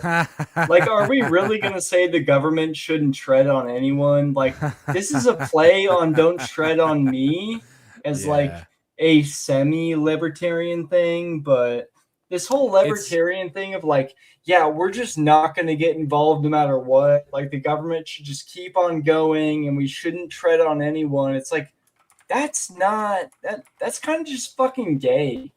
Yeah, it's a little gay. And saying don't tread on anyone, it's like this manifestation, if you will, of like the non-aggression principle, which they feel somehow if you have that in existence, that everything else will take care of itself. But, you know, that is the failing I notice of the libertarians more than anything, is they refuse to take into account like identity and, you know, like differences amongst groups. They do basically just human nature. Yeah. at times. Like they account for it a little bit, but they just can't account for the fact that they're akin to socialism in a way where it's like, okay, but if you want your dream, you have to have this authoritarian like crushing of people who would violate it. And that also is a conflict of your inner morality or whatever, your inner political principles. So it's like, these guys, it's like, yes, sounds great, man. It's just, it worked when it was all white Europeans and a colonial state. It doesn't it's work honestly now. it's honestly crazy how far you've come from questioning Joey on libertarians a long time ago, where you're like, so what's so bad about libertarians? And then he puts his points forward and you're like, okay, I see it, to now you're like, yeah, libertarians are kind of retarded. Well, That's it's like been the an more you listen to amazing- them. Oh, well, thanks, man. It's like, it's a continuing political journey. But the thing is, like, the more you listen to them, the more you realize that, yeah, like there's a giant hole in their perspective that they do not account for. And it's the most important one. It's the thing that's like crucial. It's this identitarian thing. It's the fact that cultures are different. People have different motivations and people have different levels of like cognitive ability to engage with these concepts. I'm sorry, that's just reality. And it becomes this thing where they just don't have that. And they're too utopian. They're just too ideologically based to move forward from it. Yeah. Their system would work if the world would only act perfect all the time. Gosh. Well, it would work if everybody, engaged in a social contract, that was like maybe what we had like in the 1800s. It's like, yeah, well, when you have a homogenous society, generally speaking, and everyone's Christian, it's like, yeah, okay, well, then they all have like a similar baseline. But, you mix 300 different cultures in here and, entitlement and social programs. And like, they would obviously argue that, but it's like, what you think you're just going to undo all that without like violent revolution? Like people aren't going to take to the streets if you just start cutting off benefits and Medicare. It's like, dude, you got to grow up at some point, but that's why I still admire them. I still think that they're principled and they have good arguments. It's just, it's I agree. fanciful. I do think that they are principled, but I think they are very, very misguided. I think that they kind of do believe in a utopia in this sense. Like they don't believe in a real like physical place or anything like that. Like even someone like Dave Smith, like I really like the guy and I watch his show, but he kind of does regurgitate the same things over and over again. And he believes if everyone were just like peoples in the world, that we'd all get along. But Nick's right. I've noticed a kind of a drift, maybe not from Keith Knight, but I've noticed a drift from even say guys like Tom Woods, Scott Horton, and probably Dave Smith of kind of a little bit less of the domestic stuff. I think they'll be like pit bulls on the economics, and they're definitely really tough on the foreign policy. And I feel like that's where I get a lot of value from their insight, is how uncompromising they are about the foreign policy failures, and they're very knowledgeable about those things. And I for that reason, I still keep them like very much in my mind and still value them in the conversation. But it just gets to this point where you're like, guys, don't tread on anyone. It's like, all right, nigga, like, what are we all gonna have fucking guns and defend ourselves and like form like little militias against, just stop, guys, stop. It's not 17 whatever. We're not going to just like arm up and like go against the terrible British Empire. Like, no, we kind of do have to deal with the system we're given. And right now we're given a pretty shitty situation. So shitty situations come with pretty drastic measures. And look, I don't know if they account for this type of stuff, but I imagine a lot of the models they are basing on their kind of political philosophy on are ones from hundreds of years ago, whether it be the 1800s or, even the early or the late 1700s. And it's like, there may be a dynamic there that they're overlooking where there actually was like a group solidarity thing against the natives who lived on the land, because like, for a long time, like there was like a war, and that might have even created sort of a group identity and a group reliance and sort of trust and respect that maybe they're not accounting for the look how well this worked. I mean, we have the Gilded Age that, after Reconstruction, look how well things worked. And it's like, yeah, but maybe there was something, those other factors other than just the economics, like the nuts and bolts of the economics of it. But anyway, look, let's listen to him a little bit before we just crush him. The social contract myth. The myth of the social contract is we have a general understanding with the state. This understanding is so vitally important that we're going to call it a contract, meaning that if you don't pay taxes, you are not upholding your end of the contract. And basically, it's like any other contract that you agree to. If you don't abide by the rules of the contract, you could be put in jail because you didn't follow the contract. In exchange, the state gives you protection. Now, notice how different this is from an actual social contract. For example, I don't have a written contract with Red Robin that if I go there to the restaurant, I sit down and I order food, I never explicitly signed a contract saying that I would pay for the food. I just ordered it and they brought it to me and I ate it. But there's a general understanding. That would be an example of an actual social contract. Now imagine if I went to Red Robin and I said, give me the keto style triple burger, and they just didn't bring it out to me. But they did bring my bill. Does anyone think that I would have an obligation to pay that bill? No, because this is a genuine contract. I give you something in exchange for the thing you give me. Now, compare that to what happens with the state. When the state doesn't uphold their end of the social contract, if you get attacked on December 7th, 1941, or the country gets attacked on September 11th of 2001, or someone robs you, do you get to stop paying taxes? Do politicians go to jail for not upholding their end of the social contract? Of course not. It's not a contract at all. It's just unilateral obligations. I do believe social contracts do exist in society. I think the most important way that societies can engage. Real quick before he goes on, I think there's something to this. Is why I think libertarianism is a valuable tool for us to understand, not necessarily embrace as our political philosophy, but especially going up against the left, right? Like, this is such a great argument to deconstruct their obsession with taxation and, your quote, fair share and all that shit. Like, this is the type of stuff that, because it's like the left needs that shattered. Because they worship the government. They look at it as a holy thing. And it's just, if we just had the right people in there, then man, it would really be great. And everyone could have health care and there wouldn't be corruption. And it's just the most fucking retarded thing, that you're like, it's always going to be like that. Like, why do you think like a business that can't go out of business is going to be corrupt? It's going to offer shitty service. It's just the very nature of it. And so if you can help deconstruct that for the left, I think that's a good step in fracturing this like almost divine worship they have of like socialism or big government. Yeah, I totally agree.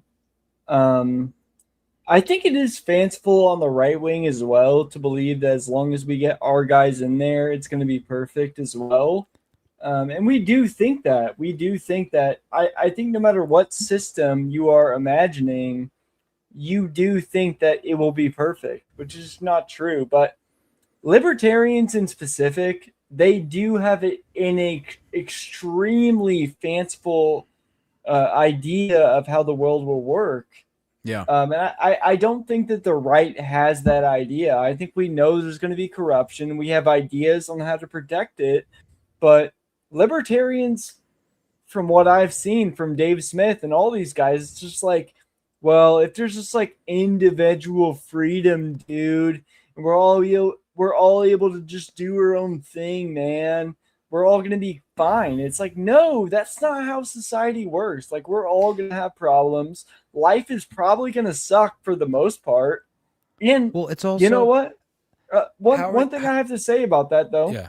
Spencer Pratt posted a video today about nostalgia or not today, maybe like a couple days ago or whatever. He posted a video about nostalgia, and he talked about how like no matter how hard it gets, that's still nostalgia. When you're in your childhood home and you hit your head, bumping through the closet or whatever, you fall down and it hurts, and you might even have a concussion.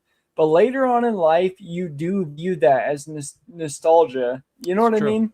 It's true. And a Yeah, lot of absolutely. people view America as this just like placeholder for like something new. But in reality, America is a real place. Like, we're not just an idea. We have a peoples, we have a home, and this is real. Nostalgia is real, and we need to accept that. And libertarians really don't accept that at all. They say, well, no matter what place you're in, as long as libertarian ideals are upheld and we all get along and everything's perfect, then, society will run great. That's not true at all, Growing up. I also think they're just delusional. It's like we're gonna Yeah, go back to pre-Reconstruction. It's like, Totally. how? Yeah. You're going to dismantle all of these institutions at once? Like, the country will be turmoil. It's like, I get what you're saying.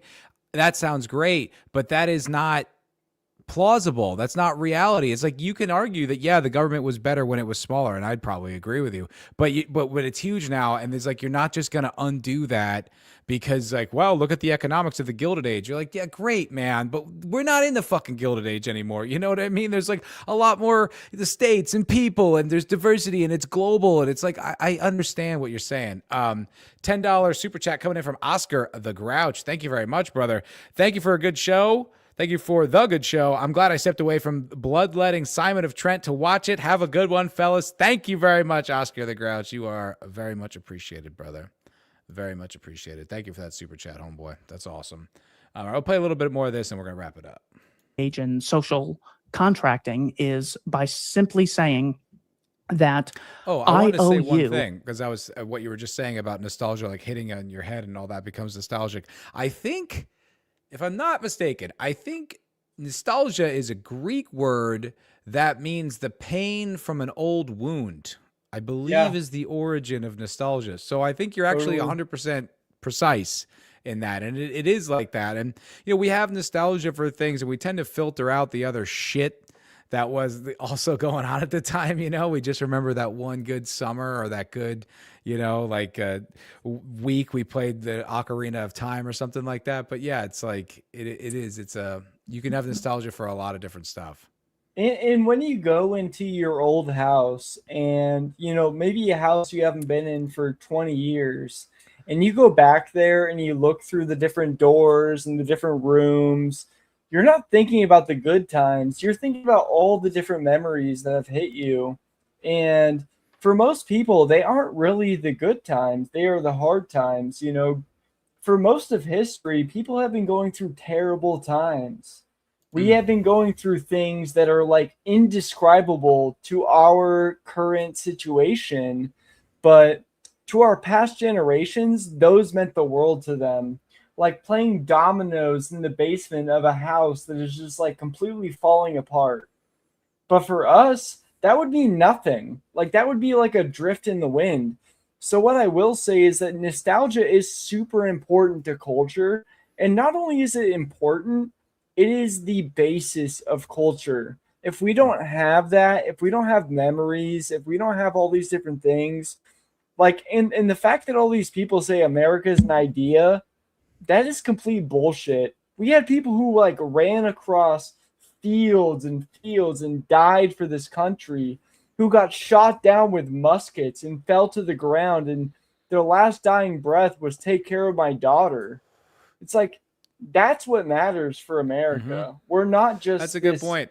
That's not like the 10th Amendment or something. Yeah, you're right. It's like it's far more than that. It's the I was explaining this to my mom. I was saying, because she's like a lib, you know, it's like a default lib. And I think like Jared Taylor was talking about this. I talked about this last week, and it was like or last time I did a show, like Jared Taylor was saying, like, you know, Christians, like white people, Europeans need to be convinced that what they're doing is moral to go along with it. And I think he's 100% right. And I think like that's where a lot of the left wing people come from with this sort of, you know, being too accommodating to immigrants. But then I was like, Mom, like, think about this, right? It's like, you know, my grandfather, both my grandfathers were in the military. One was not deployed to the European theater, but he was in the military during World War II. And one of them fought in Guadalcanal. You know, my uncle fought in Vietnam. My mom's dad fought in World War I. And it's like, we do have a more valid inheritance to this land than just someone who just shows up. Like, we have people who have spilled blood for this country. And it's like, you know, I don't know how far my lineage goes back. I know it kind of gets a little hairy in the 1800s, but it's like the amount of people who have like contributed and paid taxes and built things and worked and lived and contributed to this society that's in my lineage. It's like, no, it isn't just the same as someone who just fucking shows up one day. It isn't, you know, it's just not. And like, that actually really resonated with her. She's kind of just like, oh yeah, I guess so. And it's crazy. These people, and I just, you know, finish the point. It's just, you know, these people, and I count my mom as these people, but the libs, they never hear this side of the argument. The left never hears this side of the argument. They just hear, oh, they're fucking poor little brown babies, we should let them in. For me, it is like, I have realized recently that our history matters, and if you saw what they went through, you would cry. Yeah. You would be pouring down tears for your ancestors, but we don't get to see that. They weren't in the modern age where you have a camera on them 24/7. But if you saw them on the front lines in Germany or wherever in World War I, or, you know, wherever, if you saw them get shot by that bullet, if you saw them get shot by that fucking cannon, you would be so emotional and overfilled with this passion of like patriotism that we don't feel now. And I think that's part of it, is that we don't feel I think it goes beyond even military service. Like, I think about if you saw, you know, like what your grandparents or great grandparents, like totally, the squalor that they suffered through in like the tenements of like New York City or whatever, at the chance of having a better life, and the contributions that they made to the country and to the culture and to the economy, and how they assimilated and, you know, kept the, you know, were Christian to one another and created high trust, safe neighborhoods. It's like you're just encouraging throwing that all away because of this misplaced empathy, this misplaced concern for others. It's like, no, dude, no, this is our goddamn land. This is our country. You know, we are entitled to it, and it's not a bad thing. It's not selfish, and it's not inconsiderate. Like, if there's no city on a hill, well, then there's nowhere for anyone to fucking come anyway if we don't preserve it. I will say, though, I really do hope that you can get your mom to come to Christ. You know, I'm working on it. All of this political stuff doesn't even fucking matter as long as your family doesn't know Christ. Like, we need that more than all. And I'm going to say that from the bottom of my heart, because, you know, I grew up in a Christian family, thank God. But if I didn't, the amount of guilt I would feel going throughout every day to day, knowing that my parents might never see heaven, would really destroy me. So I think for everyone out there in the chat, if your mom or dad doesn't believe in Christ, you got to get out there, and you got to just put yourself out there as a sacrifice. Just say, hey, I'm Christian. I want you to be too. I don't care what it takes. I'm working on it. It's tough, man, trying to undo all that boomer indoctrination, but I think I can get her there. I think I'll get her there. On that, 100%. We're going to end it on this Sunday. A little sermon from Capo. I like it, brother. Capo, do you have anything coming up? Any shows or anything? Well, I'm waiting on Atlas to message you and me about the show we're going to do in the middle of the month. But besides that, most likely next weekend, I will have a show with Mello. I don't know if you ever heard of him. He did a show with Atlas. a while ago. He's a small YouTuber, but he's extremely smart on politics, and I'm planning to do a show with him maybe next weekend. I'm not sure yet, but I'm sorry for dragging the time on. I kind of felt I definitely felt the need to say that sermon because for me, God is the most important thing in my life. And if I don't have that, I don't have anything. And I think any of you in the chat, it's definitely best for you to get your parents toward Christ than any type of political ideology. And that's pretty much it. I'm with you, brother. What's the name of your channel again? Let me pull it up right now. Yeah, pull it up. Let's put the link in the chat. As far as me, guys, thank you so much for watching. We're going to be doing the MFR podcast on Tuesday. I don't have a guest set for now, so I think it will be another solo show. Other than that, I'm kind of staying away from doing any extemporaneous streaming unless, I'm a guest on somebody's show or whatever, because I'm trying to work really hard in this video and get that all finished, amongst the rest of my life. But keep an eye out for that and be on Foul Ball Productions on Tuesday for the MFR podcast. I don't know what we're going to be talking about yet. Who knows? Maybe Lindsey Graham's death, what that is going to do to the future of politics, which is going to be fucking significant. But I thank you all very much for hanging out with us. I had a blast. As always, every Sunday night's fun with all you fucking animals. But everyone who sent super chats, thank you so much. Junior Williams, Smelly Balls, Mitchell Black, Lord of the Ree, and Oscar the Grouch. Thank you guys for all your generous contributions. And everyone else who's just fucking hanging out. All the Groypers, all the Wignats who hate the Groypers, but I appreciate everybody. Today was pretty civil show though. I didn't feel like it was like too hostile. It's because I'm here, bro. That's right. The Groypers here. They are leaving, bro. They are gone. The haters are gone. Fuck yeah. I sent in my link to the Discord. I'm not really I don't really want people to follow me unless they want to be honest. I'm really in here for the fun of the game, I like having conversations and talking to cool people like you and Atlas and everything. So well, you can watch if you guys haven't seen it, you can watch his episode with me. We did it a few weeks ago. It was a great episode. I had a lot of fun with it. And I know you did like a react stream as well. And just, keep an eye on it. Keep an eye on Capital. Don't subscribe if you're not going to engage, because that'll just kill his fucking channel. But, if you're curious to hear more from this little Groyp, fucking check it out. All right. Anything else from you tonight, sir? Nah, bro, I really appreciate you having me on. And honestly, yeah. I can't wait to, honestly, if you want to come on my show anytime, let me know, bro. We're talking back and forth anyway, so. Fucking A. All right, y'all. That's going to do it. Have a happy Sunday. I'll see you guys soon. Later. Shooters, I said, no. Compare the proportion of school shooters that are white versus violent criminals that are black, because that was the basis of the monologue. I mean, Keir Starmer's not. Well, he did make a call about this. No, Keir Starmer is every bit as enslaved as Donald Trump is. It is illegal. It is a crime for which you can be arrested in Britain right now, criticizing Israel. I want to cut my off and scramble my brain with fucking fluoride. I'm going to win because Netflix is worth $3 trillion. I can't believe the dollars are this high. It's a society that hates God. It's a society where the family is completely deconstructed and destroyed. It's a society that hates Nazis but loves communism. You're always confronted with the same stupid question. Does Israel have a right to exist? Does Israel have a right to exist? The real question at this point is whether the rest of the world has an obligation to put an end to this.